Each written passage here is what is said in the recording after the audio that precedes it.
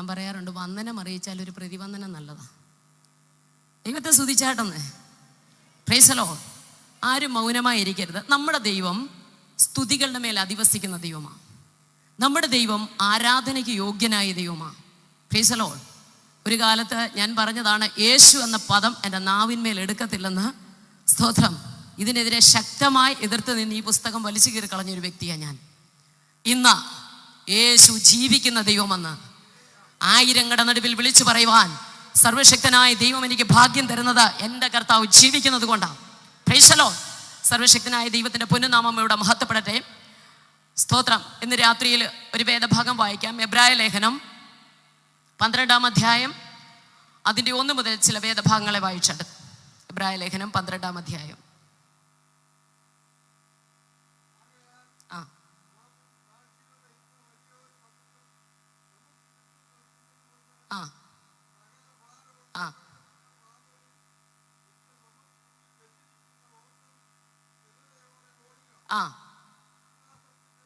വിശ്വാസത്തിന്റെ നായകനും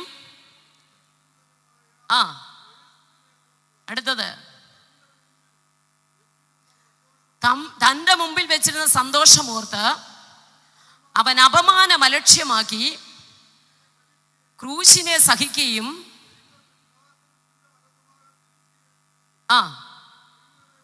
നിങ്ങളുടെ ഉള്ളിൽ ക്ഷീണിച്ച് മടുക്കാതിരിപ്പാൻ പാപികളാൽ തനിക്ക് നേരിട്ട ഇങ്ങനെയുള്ള വിരോധം സഹിച്ചവനെ ധ്യാനിച്ചുകൊള്ളുവീൻ. മതി മതി. വചന ശുശ്രൂഷയുടെ അനുഗ്രഹത്തിന് വേണ്ടി അഭിഷിക്തൻ പ്രാർത്ഥിച്ചല്ലോ. വചനത്തെ ഓർത്ത് കരമുയർത്തി ദൈവത്തെ സ്തുതിച്ചാട്ടെ. Praise the Lord. സ്തോത്രം. നമ്മുടെ ദൈവം സ്തുതികളുടെ മേൽ അധിവസിക്കുന്നവനാ. സ്തോത്രത്തിന് യോഗ്യനായവൻ, ആരാധനയ്ക്ക് യോഗ്യനായവൻ. ഒരു കാലത്ത് ഞാൻ ചോദിക്കുമായിരുന്നു, ദൈവത്തെ സ്തുതിക്കുന്നവരെ കാണുമ്പോൾ നിങ്ങളുടെ ദൈവത്തിന് എപ്പോഴും ഇങ്ങനെ മുഖസ്തുതി പറഞ്ഞാൽ മതിയോ എന്ന്, അതാണോ ഇഷ്ടമെന്ന്. പക്ഷെ ഇന്ന് അവരെക്കാൾ ഉപരി ദൈവത്തെ സ്തുതിപ്പാൻ സർവശക്തൻ തരുന്ന ഭാഗ്യത്തെ ഓർത്ത് ദൈവത്തെ സ്തുതിക്കുക. Praise the Lord. യേശു ആരെന്നറിയപ്പെടാത്ത, രക്ഷയെക്കുറിച്ച് അറിയാത്ത ഒരു കുടുംബത്തിലാണ് ഞാൻ ജനിച്ചു വളർത്തപ്പെട്ടത്.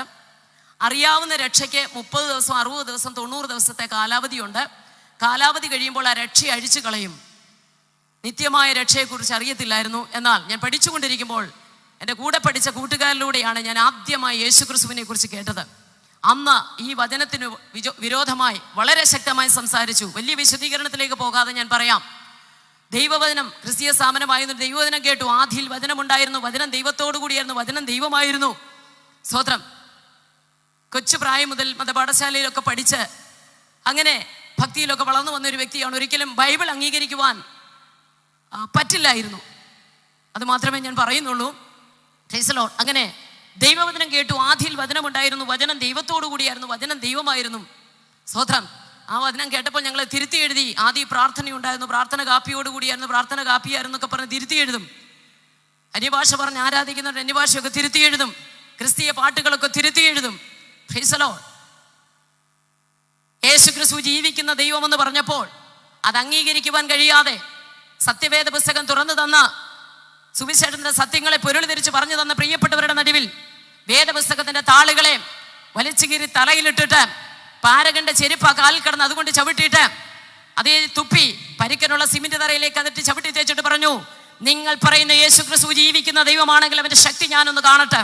ഒരു കൊച്ചു കുഞ്ഞിന് പേപ്പർ കീറിക്കളയുന്ന ലാഘവത്തോടെ വേദപുസ്തകത്തിന്റെ താളുകളെ വലിച്ച് നിലത്തിട്ട് ചവിട്ടിയതാ, തുപ്പിയതാ. സ്തോത്രം. എന്നാൽ ഇന്ന് ഞാൻ ഭയത്തോടെ വിളിച്ചു പറയാം, മനുഷ്യൻ മനുഷ്യനോട് പാപം ചെയ്ത ദൈവത്തോട് ഏറ്റുപറയാം. എന്നാൽ മനുഷ്യൻ ദൈവത്തോട് പാപം ചെയ്ത ആരോട് ഏറ്റുപറയും? വചനം തിരുത്തി എഴുതിയപ്പോഴും പാട്ട് തിരുത്തി എഴുതിയപ്പോഴും ഒന്നും പ്രശ്നമില്ലായിരുന്നു. പക്ഷേ വേദപുസ്തകത്തിന്റെ താളുകളെ വലിച്ചു കീറി നിലത്തിട്ട് ചവിട്ടി തുപ്പിക്കഴിഞ്ഞപ്പോൾ സർവശക്തന്റെ കരം എന്റെ മേൽ ഭാരമായി വന്നു. ചെറിയൊരു ടെമ്പറേച്ചർ തുടങ്ങിയതാ. സ്തോത്രം. അത് സാധാരണ പനിയിൽ ഒതുങ്ങി നിന്നില്ല. പെട്ടെന്നുണ്ടായ ദേഹാസ്വസ്ഥത. ഹോസ്പിറ്റലിലേക്ക് കൊണ്ടുപോയി. വായുവശത്തേക്ക് ഓടി. സംസാരിക്കുവാൻ കഴിയാതായി. ബെൽസ് പാൾസി എന്നൊക്കെ ലോകം പറഞ്ഞു, ലോകവൈദ്യന്മാർ പറഞ്ഞു. പക്ഷെ ബെൽസ് പാൾസി അല്ല, സർവശക്തന്റെ കരമായിരുന്നു. ഒറ്റ കാര്യം കൂടെ പറയാം, ഏത് കരം കൊണ്ട് ഞാൻ വചനം വലിച്ചു കീറിയോ അതേ കരം തളർന്നു. ഏത് കാലുകൊണ്ട് അതിനെ ചവിട്ടിക്കളഞ്ഞോ അതേ കാല് തളർന്നു. ഏത് നാവ് കൊണ്ട് അതിന് ആ വചനത്തെ തുപ്പിയോ അതേ നാവ് തളർന്നു. ലോകം ഉപേക്ഷിച്ച എന്റെ യേശു രക്ഷിച്ചു. ഹല്ലേലൂയ. ഞാൻ അങ്ങനെയാ സ്തുതിക്കാതിരിക്കുന്നത്. Price the Lord. ഞാനെപ്പോഴും പറയുന്നത്, ഞങ്ങളുടെ പാസ്റ്റർമാരൊക്കെ ഇങ്ങനെ സ്റ്റേജിൽ നിന്ന് കുടല് മറിഞ്ഞ് കിടന്നാ പറയുന്നത്, ഒന്ന് സ്തുതിച്ചേ, ഒന്നുകൂടെ ഒന്ന് സ്തുതിച്ചേ, മുഖത്തോട് മുഖം നോക്കി സ്തുതിച്ചേ. ദൈവദാസന്മാരൊക്കെ നമ്മളെ കൊണ്ട് സ്തുതിപ്പിക്കാൻ നോക്കുക. ചാവക്കോട്ടെ കുരിശിരിക്കുന്ന പോലെ നമ്മൾ ഇരുന്നിട്ട് പോകും. സ്തോത്രം. ഒക്കെ പറയുമ്പോൾ ഒത്തിരി കാര്യം ഓർമ്മ വരികയാ. ഈ മുസ്ലിം സഹോദരങ്ങൾ ഒരു ദിവസം 5 പ്രാവശ്യം നിസ്കരിക്കും. 7 ദിവസം ആകുമ്പോൾ 7×5 നിങ്ങളൊന്ന് പ്രതികരിച്ചേ 35. ഹൈന്ദവ സഹോദരങ്ങൾ രാവിലെ പോയി ക്ഷേത്രത്തിൽ കുളിച്ചു തൊഴും, വൈകിട്ട് ദീപാരാധന തൊഴാൻ പോകുന്നു. എല്ലാവരും പോകുന്നില്ല എങ്കിലും അവരങ്ങനെയാണ്. അപ്പോൾ ഒരാഴ്ചയാകുമ്പോൾ ഒരു ദിവസം 2 പ്രാവശ്യം, ഒരാഴ്ചയാകുമ്പോൾ 14. മുസ്ലിം സഹോദരങ്ങൾ 35, ഹൈന്ദവ സഹോദരങ്ങൾ 14. നമ്മളോ? ഹലോ, ഞായറാഴ്ച തന്നെ ഇവരെയൊക്കെ പേടിച്ച അച്ഛൻ വിളിച്ചു ചോദിക്കുക, അല്ലെ പാസ്റ്റർ വിളിച്ചു ചോദിക്കുന്നൊക്കെ പേടിച്ച് നമ്മൾ പോകുന്നത്. സ്തോത്രം. ദൈവജനമേ, ഒരു ദിവസം കൂടെ നമ്മുടെ സ്വന്തം വീടിനോട് അടുക്കുവാൻ ദൈവം ഈ പകൽ നമുക്ക് ഭാഗ്യം തന്നു. ജീവൻ തന്ന ദൈവത്തെ സ്തുതിക്കണമെന്നേ. സ്തോത്രം. യൗവന രക്തം ഊറ്റി തന്ന് നമ്മെ വിലയ്ക്ക് വാങ്ങിയ ദൈവത്തെ എങ്ങനെയാ? ഞങ്ങളൊക്കെ പുറത്ത് കിടന്നവരാ. നിങ്ങൾ ആർത്തില്ലെങ്കിൽ ഈ കല്ലുകൾ ആർക്കുമെന്നാ ദൈവവചനം പറഞ്ഞത്. യേശു ആരെന്ന്? വീണ്ടെടുക്കപ്പെട്ടവന്റെ വീട്ടിൽ ജനിച്ചതല്ല കേട്ടോ. പക്ഷെ സർവശക്തന്റെ സ്നേഹം രുചിച്ചറിഞ്ഞപ്പോൾ ഏത് തെരുകോണുകളിലും ഏത് രാജ്യങ്ങളിലും ദൈവമയക്കുന്ന സ്ഥാനത്ത് ലജ്ജിക്കാതെ വിളിച്ചു പറയും, ഇവനൊപ്പം പറയാൻ ആരുമില്ല, അവനെ പോലെ ആരാധ്യൻ ആരുമില്ല. ഹല്ലേലൂയ. സംസാരിക്കാൻ കഴിയാത്തതിൽ നിന്ന് യേശു ഭഗവാൻ ജീവിക്കുന്നെന്ന് പറഞ്ഞ നാവ് തുറന്നത്. സ്തോത്രം. തെരുവിൽ നിന്നുകൊണ്ട് കോളാമ്പിയിൽ കൂടെ മൈക്കിൽ കൂടി സ്തോത്രം യേശു ക്രിസ്തു ജീവിക്കുന്നെന്ന് പറഞ്ഞാൽ ഉപദേശിമാര്, സ്തോത്രം, നാഷണൽ ഗോസ്പൽ ഫോഴ്സ് എന്ന് പറയുന്ന ടീമിന്റെ പ്രവർത്തകർ ഞങ്ങളുടെ ദേശത്ത് വന്നു. മരണശൈലിയിൽ കിടക്കുമ്പോൾ ജാതകത്തിൽ ആ പ്രായം വരെ ആയുസ്സുണ്ടായിരുന്നുള്ളൂ. ഒടുവിൽ അവരെ വിളിച്ച് വീട്ടിൽ കൊണ്ടുവന്നു. കിടക്കയ്ക്ക് ചുറ്റും നിന്ന് കൈകോർത്ത് പിടിച്ചു. ഇവര് വന്നപ്പോൾ സ്തോത്രം, എങ്ങനെയെങ്കിലും ഇവരെന്റെ മുറിയിൽ നിന്ന് ഇറങ്ങിപ്പോയാൽ മതിയെന്ന് ചിന്തിച്ചാണ് ഞാൻ അവിടെ കിടക്കുന്നത്. അവര് വന്ന് സുവിശേഷം പറയാൻ തുടങ്ങി. ലാസറിനെ ഉയർപ്പിച്ച ദൈവത്തെക്കുറിച്ച്. ലാസർ എന്ന് പറയുന്ന ഇവരുടെ കൂടെ ഉള്ളതാണോ വേറെ വല്ലോ എന്ന് അറിയാൻ വയ്യാത്തവരുടെ നടുവിലാ പറയുന്നത്. ഒടുവിൽ സത്യസുവിശേഷത്തിൽ കാതലായ വിഷയങ്ങളെ പറഞ്ഞു കഴിഞ്ഞപ്പോൾ സ്തോത്രം അവര് പ്രാർത്ഥിക്കാൻ തുടങ്ങി. കരം കോർത്ത് പിടിച്ച് ആത്മാവിൽ പ്രാർത്ഥിച്ചു. പ്രാർത്ഥനയ്ക്ക് വലിയ ശക്തിയുണ്ട് കേട്ടോ. Price the Lord, praise the Lord. പ്രാർത്ഥനയ്ക്ക് വലിയ ശക്തിയുണ്ട്. പ്രാർത്ഥിക്കുന്നവർക്ക് വേണ്ടി ഇന്നും പ്രവർത്തിക്കുന്ന ദൈവം നമ്മുടെ മധ്യത്തിലുണ്ട്. എത്ര പേർ വിശ്വസിക്കുന്നു? 2-3 പേർ എന്റെ നാമത്തിൽ കൂടി വരുന്നവരുടെ നടുവിൽ ഞാൻ ഉണ്ടെന്ന് വാക്ക് പറഞ്ഞ ദൈവം. അതുകൊണ്ട് കിഴക്കോട്ടോ പടിഞ്ഞാട്ടോ തെക്കോട്ടോ വടക്കോട്ടോ ഒന്നും തിരിയേണ്ട. കൂടി വരുന്നവരുടെ മധ്യത്തിൽ ആഗതനാകാമെന്ന് വാക്ക് പറഞ്ഞ വലിയ ദൈവം നമ്മുടെ മധ്യത്തിലൂടെ കരമടിച്ച ദൈവത്തെ ഒന്ന് സ്തുതിച്ചാട്ടെ. Praise the Lord. ജീവൻ തന്ന ദൈവത്തെ, ആയുസ്സ് തന്ന ദൈവത്തെ, ആരോഗ്യം തന്ന ദൈവത്തെ. ഹല്ലേലൂയ. 2 വർഷമായി ഈ മാരക വ്യാധി ഈ ലോകത്തെ കീഴ്മേൽ മറിച്ചുകൊണ്ടിരിക്കുകയാണ്. കണ്ണിന് പോലും കാണാൻ പറ്റാത്ത ഈ കുഞ്ഞി വൈറസ്. ദൈവമക്കളെ, ഇതിനകത്തിരിക്കുന്ന ഓരോ പ്രിയപ്പെട്ടവരോടും പറയാം, 10 രൂപയുടെ മാസ്ക് വെച്ചുകൊണ്ടോ 15 രൂപയുടെ സോപ്പിട്ട് കഴുകിയത് കൊണ്ടോ 5 രൂപയുടെ സാനിറ്റൈസർ കൊണ്ട് കൈ തുടച്ചത് കൊണ്ടോ ഒന്നും അല്ല ഇതിനകത്തിരിക്കുന്നത്. ഒരു ദിവസം കൂടെ ആയുസ് തന്നത് തമ്പുരാന്റെ നാമത്തെ മഹത്വപ്പെടുത്താൻ. സ്തോത്രം. കോവിഡ്-19 ഡെൽറ്റയായി, ഷിഗല്ലയായി, ഇപ്പൊ ഒമിക്രോണായി. 53 തരംഗമുണ്ടെന്നാ പറയുന്നത്. ചില വർഷങ്ങളൂടെ ഉണ്ടെന്നാ പറയുന്നത്. ശ്രദ്ധിച്ചേ. 1 വർഷം തികയുന്നതിന് മുമ്പ് കോവിഡിന് ജനിതക മാറ്റം ഉണ്ടായി. നമ്മളിൽ പലർക്കും ഒരു മാറ്റം ഉണ്ടായിട്ടില്ല. സ്തോത്രം, സ്തോത്രം. നമ്മുടെ എല്ലാവരെയും മടങ്ങി വരവിന് വേണ്ടി തമ്പുരാൻ ചിലത് ചെയ്തിരിക്കുക. നമ്മളിവിടെ കിടന്ന് അലറി വിളിച്ചാലൊന്നും മാറുന്നില്ല. തമ്പുരാൻ ഏത് ഉദ്ദേശത്തിനായിട്ട് തയ്ച്ചോ സ്തോത്രം, അത് നിവർത്തീകരിക്കാതെ ഇന്ന് മടങ്ങിപ്പോകത്തില്ല. നമ്മുടെ വിഷയം അതല്ല. ഒറ്റ ദിവസമേ ഈ ഭൂമി ജീവിച്ചുള്ളൂ. തമ്പുരാന് വേണ്ടി ജീവിക്കണം. നമുക്ക് തന്നിരിക്കുന്ന ആരോഗ്യം, ആയുസ്സ് ദൈവരാജ്യത്തിന്റെ മഹത്വത്തിന് ചെലവഴിക്കട്ടെ. Price the Lord. നമുക്ക് ദൈവം ശക്തി തന്നിട്ടുണ്ട്. നമ്മുടെ നാവിന്മേലൊരു അധികാരമുണ്ട്. എത്ര പേര് വിശ്വസിക്കുന്നുണ്ടത്? പ്രാർത്ഥിക്കുന്നതിന്റെ നാവിന്മേൽ അധികാരമുണ്ടെന്ന്. ആമേൻ. ദാവീദ് ഒരിക്കലും ഇങ്ങനെ പറഞ്ഞു, നിന്നാൽ ഞാൻ പടക്കൂട്ടത്തിന് നേരെ പാഞ്ഞു ചെല്ലും, എന്റെ ദൈവത്താൽ പറഞ്ഞേ ഞാൻ മതിൽ ചാടിക്കിടക്കും. പഴയ നിയമത്തിൽ പ്രശ്നങ്ങളെ ദാവീദ് ചാടിക്കിടക്കണമായിരുന്നു. എന്നാൽ പുതിയ നിയമ ഭക്തനോട് പുസ്തകം പറയുന്നത്, നീ ചാടണ്ട, ഈ മലയോട് ചാടി കടലിൽ പോകാം, നീ കൽപ്പിച്ചാൽ അങ്ങനെ സംഭവിക്കുമെന്ന്. വചനം അറിയാവുന്നവരെ ഓർത്ത് ഞാൻ ദൈവത്തെ സ്തുതിക്കുന്നു. നാവിന്മേലൊരു അധികാരമുണ്ട്. Price the Lord. പ്രാർത്ഥിക്കുന്നവന് ഭയങ്കര ശക്തിയുണ്ട്. പ്രാർത്ഥിക്കുന്നവന് വലിയ അധികാരമുണ്ട്. പ്രാർത്ഥിക്കുന്നവനെ സർവശക്തൻ കാണുന്നു. Price the Lord. സ്തോത്രം. ദൈവത്തിന്റെ വലിയ സ്നേഹത്താൽ അന്ന് പകലത്തെ പ്രാർത്ഥനയാൽ സ്വർഗത്തിലെ ദൈവം എന്നെ പുറത്തു കൊണ്ടുവന്നു. സ്തോത്രം. ആ 1.5 മണിക്കൂറത്തെ അവർ പ്രാർത്ഥിച്ച് അവരെന്തോ പറഞ്ഞൊന്നും ഞങ്ങൾക്ക് അറിയത്തില്ല, വചനമൊന്നും അറിയില്ല. പക്ഷെ കരം കോർത്ത് പിടിച്ച് കണ്ണുനീരോടെ പറഞ്ഞു, കർത്താവേ, സുന്ദരമെന്ന ദേവാലയം കോർത്ത് വിക്ഷയാച്ചെന്ന് മുടന്നിന് സൗഖ്യം കൊടുത്ത നാഥ, നന്മയ്ക്കായ ഒരു അടയാളം ഈ തലമുറയുടെ ജീവിതത്തിൽ ചെയ്യണമേ എന്ന് പറഞ്ഞ് ഐക്യതയോട് കരം കോർത്ത് പിടിച്ച് പ്രാർത്ഥിക്കുമ്പോൾ എനിക്ക് അനുഭവപ്പെട്ടത് കരണ്ട് പാസ് ചെയ്യുന്ന പോലെ ഒരു അദൃശ്യമാകുന്ന ശക്തി എൻ്റെ ഉച്ചി മുതൽ ആദം വരെ വ്യാപരിച്ചു. ഞാൻ 3 പ്രാവശ്യം വോമിറ്റ് ചെയ്തു. 3-ാമത്തെ പ്രാവശ്യം എൻ്റെ അമ്മ എൻ്റെ കുഞ്ഞ് മരിക്കാൻ പോവാന്ന് പറഞ്ഞ് അലറിക്കരഞ്ഞുകൊണ്ട് അല്ലെങ്കിൽ കാശിയിലെ തീർത്ഥം ക്ലാസ് രംഗത്ത് വെച്ച് തുളസിത്തണ്ടേ മുക്കി എൻ്റെ അടുത്ത് വെച്ചിട്ടുണ്ടായിരുന്നു. അതെടുത്ത് തരാൻ വന്നപ്പോൾ അവർ പറഞ്ഞു, ഇല്ലമ്മ, യേശുവിടെ ബന്ധനങ്ങളെ അടിച്ചുകൊണ്ടിരിക്കുക, യേശു ക്രിസ്തുവിടെ ബന്ധനങ്ങളെ അടിച്ചുകൊണ്ടിരിക്കുക. അന്ന് പകലത്തെ ആരാധനയുടെ നടുവിൽ, അന്ന് പകലത്തെ പ്രാർത്ഥനയുടെ നടുവിൽ ദൈവത്തിന്റെ പരിശുദ്ധാത്മാവിന്റെ ശക്തിയാ ദൈവം എന്ന ബന്ധനത്തെ അടിച്ചു മാറ്റി ദൈവം എന്നെ സൗഖ്യമാക്കി. ഞാനെങ്ങനെ ദൈവത്തെ സ്തുതിക്കാതിരിക്കുന്നത്? സ്തോത്രം. അതുകൊണ്ട് പരപ്രേരണയാലല്ല ദൈവത്തെ സ്തുതിക്കുന്നത്. ഇതിന് അകത്തിരിക്കുന്ന ദൈവമക്കളോട് ഞാൻ പറയാം, എല്ലാ ദൈവമക്കളോടും ഞാൻ പറയാം, കഴിഞ്ഞ കാലങ്ങളിലേക്കൊന്ന് നോക്കുകയും നമുക്കെല്ലാം ഒറ്റ വാക്കേ പറയാനുള്ളൂ, എബനേസർ. ഇത്രത്തോളം യഹോവ സഹായിച്ചു. ഇനി എന്തായി തീരുമെന്ന് ലോകം ചോദിക്കുമ്പോൾ ഒറ്റ കാര്യം, യഹോവ ഈരെ കരുതിക്കൊള്ളും. ലോകം നമ്മുടെ മുമ്പിൽ ഒരു വര വരച്ചിട്ടുണ്ട്. നാട്ടുകാരും വീട്ടുകാരും സ്വന്തക്കാരും ഒക്കെ ഒരു വര വരച്ചിട്ടുണ്ട്. അർത്ഥം ഇതേ ഉള്ളൂ, ഇതിനപ്പുറം നിങ്ങൾ പോവുകയല്ല, ഇതിനപ്പുറം നിങ്ങളുടെ മക്കളും പോവുകയല്ല. ലോകം ഇത് വരയ്ക്കാനൊരു കാരണം, അവർക്ക് നമ്മുടെ നാട്ടുകാർ വരയ്ക്കാൻ കാരണം അപ്പനെ, നമ്മുടെ അപ്പനെ അറിയാം, വല്യപ്പനെ അറിയാം, വല്യപ്പൻ്റെ വല്യപ്പനെയൊക്കെ അവർക്കറിയാം. സ്തോത്രം. അവരാരും ഇതിനപ്പുറം പോയിട്ടില്ല. പക്ഷെ ഇന്ന് രാത്രി വിശ്വസിക്കുന്നവരോട് ഞാൻ പറയാം, ലോകം വരച്ച വരയെ ദൈവം വായിച്ചിട്ട് പുതിയതൊന്ന് ദൈവം ചെയ്യും. ആമേൻ പറയുന്നോ? ആമേൻ പറയാമോ? പുതിയത് ചെയ്യാൻ നമ്മുടെ കർത്താവിന് പഴയതിൻ്റെ ആവശ്യമില്ല. വീഞ്ഞുണ്ടാക്കാൻ യേശുവിന് മുന്തിരി വേണ്ട, പച്ചവെള്ളം മതി. പക്ഷെ വിശ്വാസത്തോടെ കോരുവാനും ധൈര്യത്തോടെ കൽപ്പന അനുസരിച്ച് കൊണ്ടു കൊടുക്കാനും തയ്യാറാകണം. അതുകൊണ്ടാ മറിയ പറഞ്ഞത്, അവൻ എന്തെങ്കിലും കൽപ്പിച്ചാൽ നിങ്ങൾ അങ്ങനെ ചെയ്തോ. യേശു പറഞ്ഞതുപോലെ തന്നെ ചെയ്ത അവിടെ വിടുതല്. സ്തോത്രം. ഇവിടെ നാം വായിച്ചു, തൻ്റെ മുമ്പിൽ വെച്ചിരിക്കുന്ന സന്തോഷം ഓർത്തിട്ട് അവൻ അപമാനം അലക്ഷ്യമാക്കി ക്രൂശിനെ സഹിച്ചത് കൊണ്ട് ഇപ്പൊ ദൈവസിംഹാസനത്തിന്റെ വലതു ഭാഗത്തിരിക്കുന്നത്. എന്താ യേശുവിന്റെ മുമ്പിലുള്ള സന്തോഷം? അത് ഇരിക്കുന്ന സഭയാ. എത്ര പേര് ഗ്രഹിക്കുന്നുണ്ട്? തൻ്റെ മുമ്പിൽ വെച്ചിരിക്കുന്ന സന്തോഷം മണവാട്ടിയാ. ഈ സന്തോഷം ഓർത്ത് അപമാനത്തെ അവൻ അലക്ഷ്യമാക്കി ക്രൂശിനെ സഹിച്ചു. എങ്ങനെയാ ദൈവത്തെ സ്തുതിക്കാതിരിക്കുന്നത്? എങ്ങനെയാ ദൈവത്തെ ആരാധിക്കാതിരിക്കുന്നത്? എങ്ങനെയാ ദൈവത്തെ മഹത്വപ്പെടുത്താതിരിക്കുന്നത്? സ്തോത്രം. ഹല്ലേലൂയ. അതുകൊണ്ട് ദാവീദ് പറയുകയാണ്, പെട്ടകം കാണുമ്പോൾ എനിക്ക് നൃത്തം ചെയ്യാതിരിക്കാൻ പറ്റത്തില്ല കുഞ്ഞെ. കാരണം അദ്ദേഹത്തിന്റെ ചരിത്രം പഠിച്ചാൽ ശമൂവേൽ തൈലക്കൊമ്പിനകത്തെ അഭിഷേകമായി ദാവീദിന്റെ വീട്ടിലേക്ക് ചെല്ലുകയാണ്. മിടുക്കന്മാരായ 7 ചേട്ടന്മാരെ, 7 മക്കളെ ഇശായി മുമ്പിലേക്ക് നിർത്തിക്കൊടുത്തു. എന്നിട്ട് പറഞ്ഞു, വേണ്ട, രാജാവായിട്ട് അഭിഷേകം ചെയ്യാം, നല്ല ശക്തിയും വലിപ്പവും പൊക്കമൊക്കെ ഉള്ളവർ, വേണ്ട കളറും ഒക്കെ ഉള്ളവർ. ശമൂവേൽ ഓരോരുത്തരും ഇങ്ങോട്ട് വരുമ്പോൾ ശമൂവേലിനോട് ദൈവം പറയും, ഇവനെ ഞാൻ കണ്ടിട്ടില്ല, ഇവനെ ഞാൻ കണ്ടിട്ടില്ല, ഇവനെ ഞാൻ കണ്ടിട്ടില്ല. ഒടുവിൽ 7 പേരും കഴിഞ്ഞപ്പോൾ ഇങ്ങനെ ഇശായി മാറി നിൽക്കുക. ശമൂവേൽ ഒരു ചോദ്യം ചോദിച്ചു, ഇനി നിന്റെ മക്കളിൽ ആരെങ്കിലും ഉണ്ടോ? പറഞ്ഞാൽ ഒരുത്തനുണ്ട്. ആ പറച്ചിൽ കേൾക്കുമ്പോഴേ അറിയാം വലിയ ഗുണമൊന്നുമില്ലെന്ന്. കാട്ടിൽ കിടക്കുക, ആടുകളെ മേയ്ക്കാൻ. അപ്പനും അമ്മയ്ക്കും പോലും വേണ്ടായിരുന്നു പ്രിയരെ. ആർക്കും വേണ്ടാത്തതിന് യേശുവിന് വേണം. വിശ്വസിക്കുന്നു? ആർക്കും വേണ്ടാത്തതിന് യേശുവിന് വേണം. എന്നെ ആരും കാണുന്നില്ലല്ലോ, എന്നെ ആരും അറിയുന്നില്ലല്ലോ, എന്നെ മനസ്സിലാക്കാൻ ആർക്കും കഴിയുന്നില്ലല്ലോ എന്ന് ഭാരപ്പെട്ട് തേങ്ങുന്ന ഓരോ ഹൃദയത്തോടും പരിശുദ്ധാത്മാവ് ഇടപെടുകയാണ്.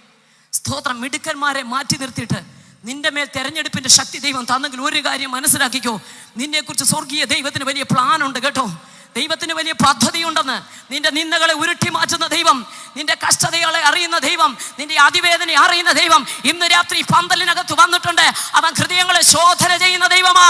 മനുഷ്യൻ പുറമേ ഉള്ളത് നോക്കി വിധി എഴുതുമ്പോൾ ഹൃദയങ്ങളെ അന്തരാത്മാവിനെ ശോധന ചെയ്യുന്ന സർവശക്തിയുള്ള വിളിച്ചു പറയുന്നു, കുഞ്ഞെ, നിന്റെ മേലൊരു തിരഞ്ഞെടുപ്പുണ്ട്. ജീസസ്. ഹല്ലേലൂയ. നിയോഗമുള്ളവൻ കാട്ടിക്കിടന്നാലും അഭിഷേകം തേടി അവിടെ ചെല്ലും. വീട്ടിൽ വന്നു, തൈലക്കൊമ്പിനകത്തെ അഭിഷേകം അവന്റെ ശിരസിന്മേൽ ഒഴിച്ചു. പിന്നെയും സിംഹാസനത്തിലല്ല, കാട്ടിലേക്ക് തന്നെ പോയി. ദൈവമാക്കുന്നിടം വരെ മാറി. സ്തോത്രം. പക്ഷെ ഒരു കാര്യം അവനൊരു ഉറപ്പ്, എൻ്റെ മേലൊരു അഭിഷേകത്തിന്റെ തൈലം വീണു.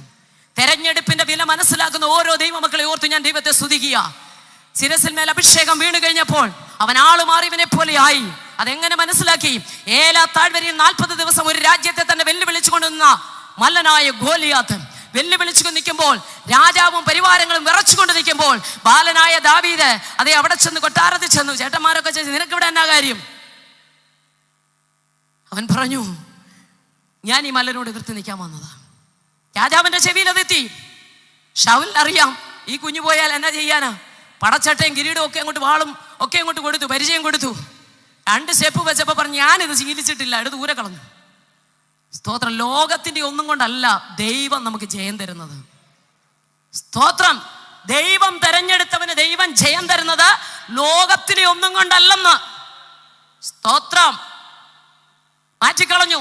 തോട്ടിലേക്ക് ഇറങ്ങി മിനുസമുള്ള 5 കല്ല് പെറുക്കിയെടുത്ത് ഇടയെ സഞ്ചിക്കാത്തോട്ടിട്ട് പൊക്കണത്തിലിട്ടു, കബഡിയെടുത്തു. സ്തോത്രം. ഏലാത്താഴ് വരയിൽ 40 ദിവസം വെല്ലുവിളിച്ച് മല്ലനായ ഗോലിയാത്തിന്റെ നേരെ സൈന്യങ്ങളുടെ രക്ഷകനായ യഹോവയുടെ നാമം ചൊല്ലി ഓടിയെന്നു. ദൈവത്തിന്റെ നാമം എവിടെയൊക്കെ വിളിച്ചു പറയുന്നു അവിടെയൊക്കെ ബന്ധനങ്ങൾ അഴിയപ്പെടും.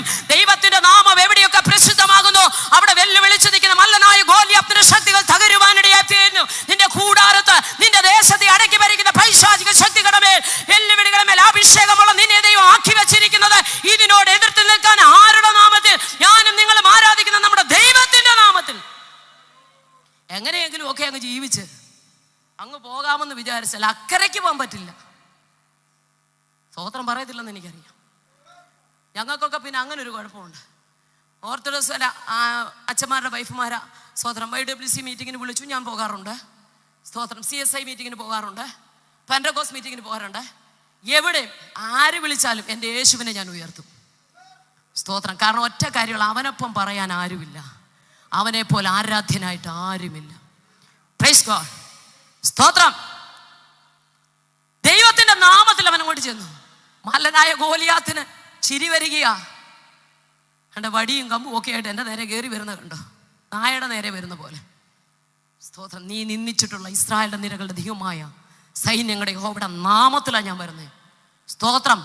ഒരൊറ്റയേറെ മല്ലനായ ഗോലിയാത്ത് മിടുക്കന്മാരെല്ലാം നോക്കി നിരിക്കെ സർവശക്തന്റെ നീതി സ്തോത്രം ദാവീദിലൂടെ വെളിപ്പെട്ടെങ്കിൽ പ്രാർത്ഥിക്കുന്ന ദൈവവൈതലേയും സ്തോത്രം. നീ ആള് വലുപ്പമൊന്നുമില്ലെങ്കിലും, ലോകം നോക്കുമ്പോൾ വലിയ പടച്ചട്ടയൊന്നും നിനക്കില്ലെങ്കിലും, നിന്റെ ഉള്ളിൽ തന്നിരിക്കുന്ന അഭിഷേകത്തിന്റെ ആരാധനയുടെ മഹത്വം നീ പ്രാർത്ഥിക്കുന്നവനാണെങ്കിൽ അത് നിന്റെ ദേശത്ത് വെളിപ്പെടുവാനിടയായിത്തീരും. നമ്മുടെ ദൈവത്തിന് അസാധ്യമായി വല്ല കാര്യമുണ്ടോ? ഒന്ന് പറഞ്ഞേ. എൻ്റെ കുഞ്ഞുങ്ങൾ പറയുന്നു, മക്കൾ പറ. നമ്മുടെ ദൈവത്തിന് കഴിയാത്ത ഒരു കാര്യവും ഇല്ല.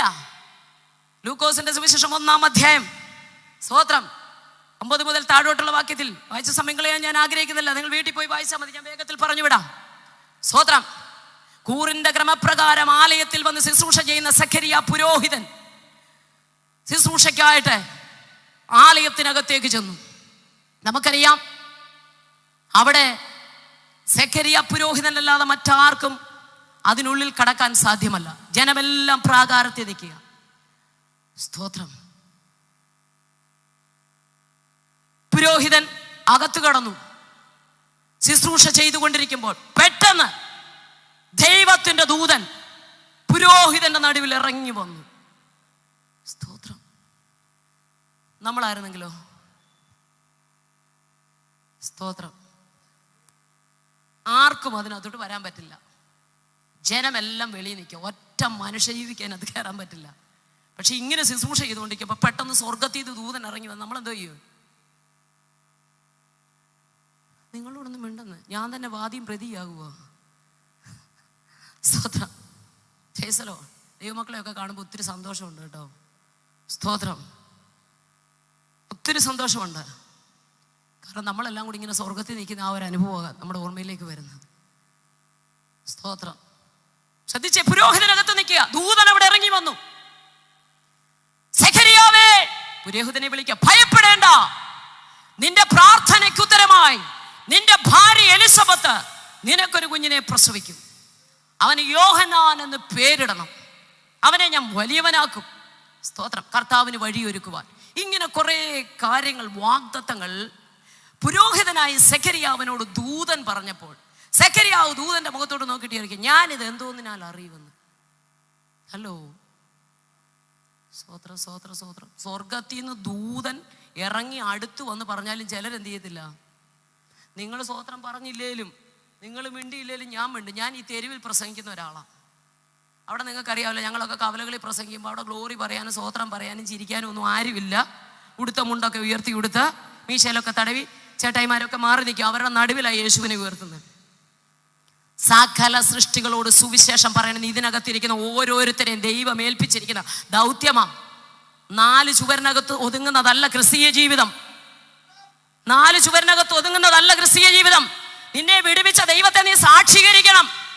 അതുകൊണ്ടാണ് അപ്പോസ്തല പ്രവൃത്തി 1-ാം അധ്യായം 8-ാം വാക്യത്തിൽ പറയുന്നത്, പരിശുദ്ധാത്മാവ് നിങ്ങളുടെ മേൽ വരുമ്പോൾ നിങ്ങൾക്ക് ശക്തി വരും.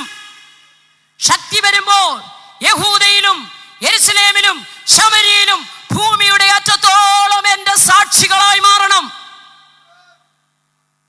ഞായറാഴ്ച മാത്രം പള്ളിയിൽ വന്ന് തലയും കുനിച്ച് മസലും പിടിച്ചു നിൽക്കുന്നതല്ല ക്രിസ്തീയ ജീവിതം.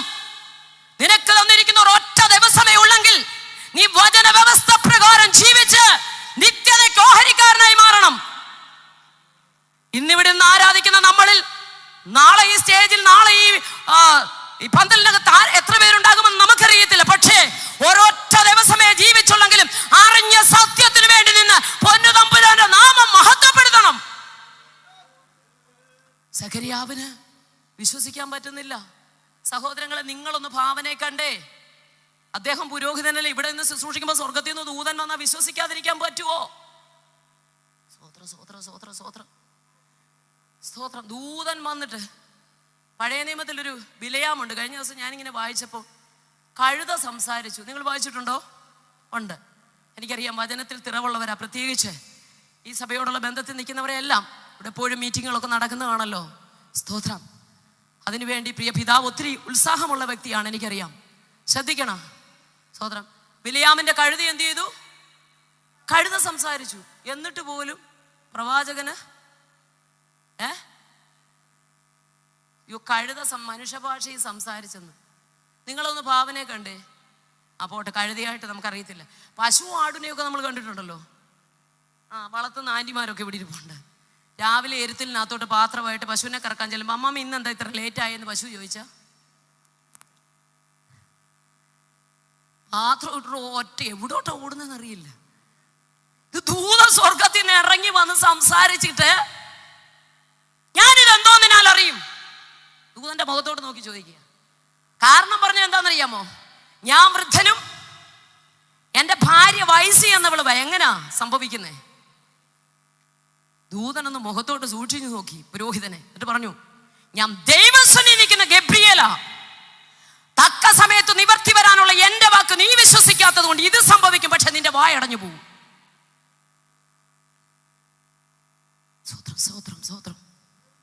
സ്തോത്രം.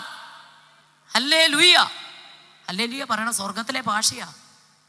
ഇവിടെ കിടന്ന് ചലക്കുന്ന നമ്മൾ അവിടെ ചെന്നാൽ ആകെപ്പാടെ ഈ ഒരൊറ്റ ഭാഷയേ ഉള്ളൂ. ഹല്ലേലൂയ. ഇവിടെ വെച്ചാൽ നമ്മൾ ശീലിച്ചാലേ അവിടെ ചെന്ന് പറയാൻ പറ്റത്തുള്ളൂ. Price the Lord. ശ്രദ്ധിക്കണം. ഇത് സംഭവിക്കും, പക്ഷെ നിന്റെ വായടഞ്ഞു പോകും. ആ സെക്കൻഡിൽ സെഖര്യാവിന്റെ വായടഞ്ഞു. ദൈവവചനം അങ്ങനെ നിവർത്തീകരിക്കപ്പെടും. വിശ്വസിക്കാത്തവർ അതിന്റെ മുമ്പിൽ പകച്ചു നിൽക്കത്തേ ഉള്ളൂ. ശ്രദ്ധിക്കണം. 6 മാസമായപ്പോൾ വായുവടഞ്ഞ് 4 ചുവരിനകത്ത് അദ്ദേഹം അവിടെ ഇരിക്കുമ്പോൾ, ഇതേ നിങ്ങൾ ആ 1-ാം അധ്യായം വായിച്ചാൽ മതി. ഇതേ ഗബ്രിയേൽ ദൂതൻ ഈ സംഭവം നടന്ന 6 മാസമായപ്പോൾ നേരെ നസ്രേത്ത് എന്ന ഗലീല പട്ടണത്തിലേക്ക് ചെന്നു. അവിടെ പാവപ്പെട്ട ഒരു സഹോദരി, പേര് മറിയ. മറിയുടെ അടുക്കലേക്ക് ചെന്നിട്ട് പറഞ്ഞു, കൃപ ലഭിച്ചവളെ നിനക്ക് വന്ദനം. കൃപ ലഭിച്ചെന്ന് സ്വർഗത്തിൽ. നന്മ നിറഞ്ഞവളെ എന്നൊന്നുമില്ല, അത് നമ്മൾ പറയുന്നതാ. കൃപ ലഭിച്ചെന്ന് എഴുതിയിരിക്കുന്നത്. കൃപ ലഭിച്ചവളെ നിനക്ക് വന്ദനം. ഇതെന്തോന്ന് വന്ദനമാ? ഇതെന്തോന്ന് വന്ദനമാ? നീ ഗർഭം ധരിച്ചൊരു മകനെ പ്രസവിക്കും, അവൻ യേശു എന്ന് പേരിടണം. കർത്താവിനെ കുറിച്ച് കുറെ കാര്യങ്ങൾ അങ്ങോട്ട് പറഞ്ഞു. സഹോദരി ഒരു ചോദ്യം ചോദിച്ചു, മറിയ ഒരു ചോദ്യം ചോദിച്ചു, യേശുവിന്റെ അമ്മ ഒരു ചോദ്യം ചോദിച്ചു. ചോദ്യം ഇതാ, ഞാൻ പുരുഷനെ അറിയായികയാൽ, ന്യായമായ ക്വസ്റ്റ്യൻ. ഭാര്യ കൂട്ടത്തിലുള്ള പുരോഹിതൻ അവിടെ വിശ്വസിക്കാൻ പറ്റുന്നില്ല ഒരു കുഞ്ഞുണ്ടാകുമെന്ന്. പുരുഷനെ അറിയാത്തൊരു കൊച്ചു. പക്ഷെ ഒരു കാര്യം മറിയോട് പറഞ്ഞു. എന്താ പറഞ്ഞെന്നറിയാമോ? ദൈവത്തിനൊരു കാര്യവും ഇന്ന് രാത്രി ഈ പന്തലിനകത്ത് എനിക്ക് അറിയിക്കാനുള്ള ഒരു ദൂത്, എൻ്റെ ദൈവത്തിന് കഴിയാത്ത ഒരു കാര്യവുമില്ല. ദൈവത്തിന് അസാധ്യമായ ഒരു കാര്യവുമില്ല. ഇത് ദൂതൻ പറയുമ്പോൾ എന്താ സംഭവിച്ചത്? ഇതോ ഞാൻ കർത്താവിന്റെ ദാസി, നിന്റെ വാക്കുപോലെ എനിക്ക് ഭവിക്കട്ടെ എന്ന് ദൂതന്റെ മുമ്പാകെ മറിയെ ഏൽപ്പിച്ചു കൊടുത്തു. തൽക്ഷണത്തിൽ ക്രിസ്തു അകത്തുരുവായി. വിശ്വസിക്കുന്നവർക്ക് വേണ്ടി വ്യാപരിക്കപ്പെടുന്ന ദൈവശക്തിയുടെ അളവറ്റ വലിപ്പത്തെ അനുഭവിക്കുന്നവരോട് ദൂത് പറയാം. അവിശ്വാസത്തിന്റെ വാക്ക് പറഞ്ഞാൽ നീ വായും പൂട്ടി മാറിയിരിക്കത്തേ ഉള്ളൂ. പക്ഷേ വിശ്വാസത്തോടെ ഏൽപ്പിച്ചു കൊടുക്കുന്നവന്റെ ഉള്ളിൽ ക്രിസ്തു സെക്കൻഡിൽ ഉരുവാകും. ക്രിസ്തു ജനിച്ചു, ക്രിസ്തു ഉരുവായി. 6 മാസം കൊണ്ട് വായും പൂട്ടി 4 ചുവരിനകത്ത് ഒരാൾ ഇരിക്കുക. പക്ഷെ ക്രിസ്തു അകത്തുരുവായാൽ അടങ്ങിയിരിക്കാൻ പറ്റുമോ? പറയുന്ന ക്രിസ്തു അകത്ത് ജനിച്ചു കഴിഞ്ഞാൽ, എന്നെ വേദവചനം പഠിച്ച ഒരു അധ്യാപകൻ എപ്പോഴും പറയും, അകം തിളച്ചു മറിയുന്നവൻ അതരം പൂട്ടിയിരിക്കാൻ പറ്റത്തില്ലെന്ന്. സ്തോത്രം, സ്തോത്രം. നമ്മൾ അറിയാതെ പറഞ്ഞു പോകും, ദൈവത്തെ സ്തുതിച്ചു പോകും. ചിലർക്കാണ് ബസ്സിൽ പോകുമ്പോൾ ബസ് ബ്രേക്ക് പിടിക്കണം, അറിയാതെ ദൈവമേ എന്ന് വിളിക്കണേ. സ്തോത്രം. തൽക്ഷണം ക്രിസ്തു അകത്തുരുവായി. പിന്നെ എങ്ങനെ അടങ്ങിയിരിക്കുന്നേ? പിന്നെ എങ്ങനെ മൗനമായിരിക്കുന്നേ? ഒരാൾ 6 മാസം കൊണ്ട് 4 ചുവരകത്ത് മിണ്ടാതിരിക്കുമ്പോൾ ഇവൾ ഒരു ഒറ്റ ഓട്ടമാ ക്രിസ്തുവിനെ വഹിച്ചുകൊണ്ട്.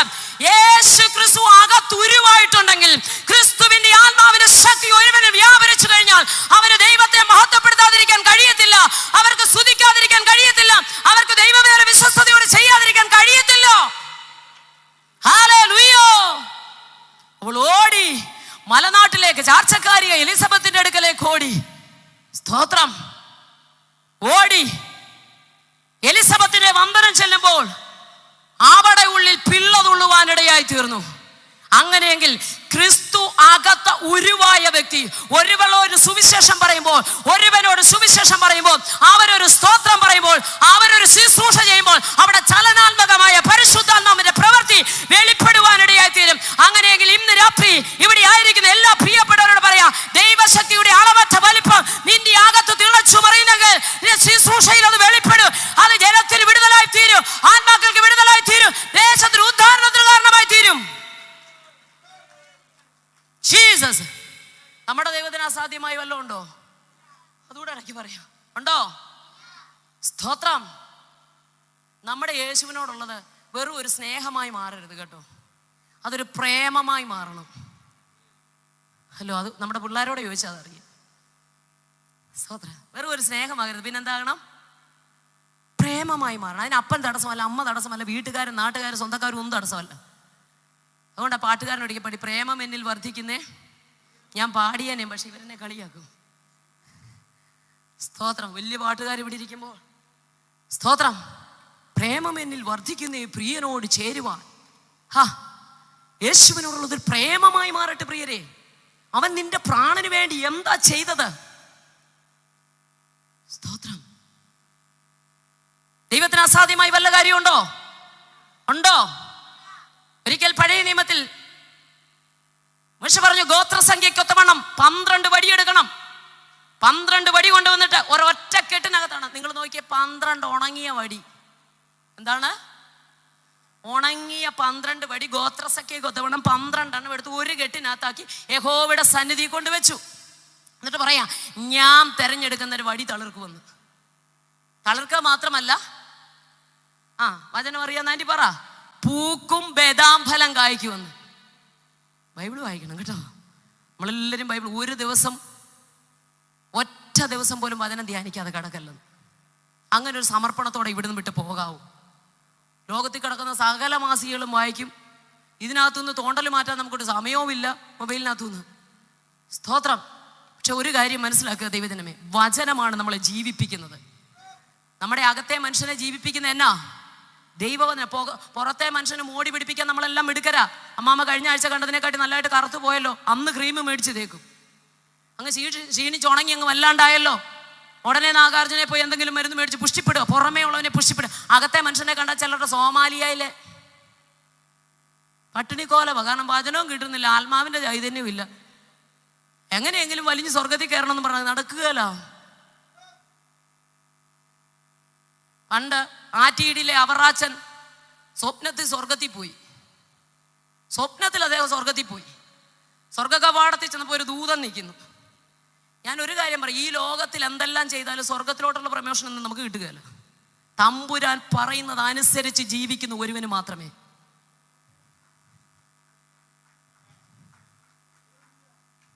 സ്തോത്രം. അദ്ദേഹം ദൂതനെ കണ്ടു. ആദ്യമൊക്കെ ദൂതൻ നിൽക്കുക. അദ്ദേഹം ഷർട്ടിന്റെ കോളറൊക്കെ പിടിച്ചിട്ട്, ആ ദൂതനെ അറിയാമല്ലോ, ഞാൻ ആറ്റിയിടിലെ അവറാച്ചൻ 4000 ചാക്ക് സിമെന്റ് പള്ളിക്ക് കൊടുത്ത ആള്. ദൂതൻ പറഞ്ഞ, എനിക്കറിയത്തില്ല. അറിയത്തില്ലയോ? എന്നാൽ ഞാൻ പിന്നെ കർത്താവിനോട് ചോദിക്കും. കർത്താവിന് ഏതായാലും അറിയാമല്ലോ ഞാൻ കൊടുത്തു നോക്കെ എന്തൊക്കെയാന്ന്. അവിടെ നിന്ന് ഒറ്റ വിളി, കർത്താവേ എന്നൊരു വിളി വിളിച്ചു. അപ്പോൾ മൂലയ്ക്കൊന്ന് ഒരാൾ ഇങ്ങോട്ട് ഇറങ്ങി വരുന്നു. കർത്താവല്ല, വേറൊരാൾ ഇങ്ങോട്ട് ഇറങ്ങി വരിക. നരച്ച താടി മുടിയൊക്കെ ഉണ്ട്. അദ്ദേഹം ഇങ്ങനെ താടിയിലൊക്കെ തടവി ഇങ്ങനെ ഇറങ്ങി വന്നപ്പോൾ ചോദിച്ചു, ഞാൻ അവറാച്ചൻ അറിയത്തില്ലയോ? ആറ്റിയിടിലെ അവറാച്ചൻ 4000 ചാക്ക് സിമെന്റ് സഭയ്ക്ക് കൊടുത്ത് ഞാൻ സ്വർഗത്തിലോട്ട് കയറാനായിട്ട് വന്നതാ. പുള്ളിക്കാരന് മോഹം കോട്ടി ഒരു ചിരി ഇരിച്ചിട്ട് പറഞ്ഞു, ഞാൻ യെരുശലേം ദേവാലയം പണിഞ്ഞ ശലോമോനെ, ഇവിടെ കിടക്കുന്നേ ഉള്ളൂ ഇപ്പോഴും.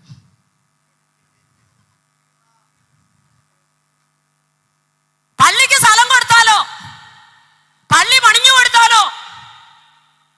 ഹലോ, ഈ ലോകത്തിൽ എന്തെന്ന് ചെയ്യുമെന്ന് പറഞ്ഞാലും തമ്പുരാന്റെ വചനത്തിനും പ്രമാണത്തിനും വേണ്ടി നിൽക്കാത്ത ഒരുത്തനും സ്വർഗരാജ്യത്തിന് പഴിവാന്ന് കരുതാൻ കഴിയത്തില്ല.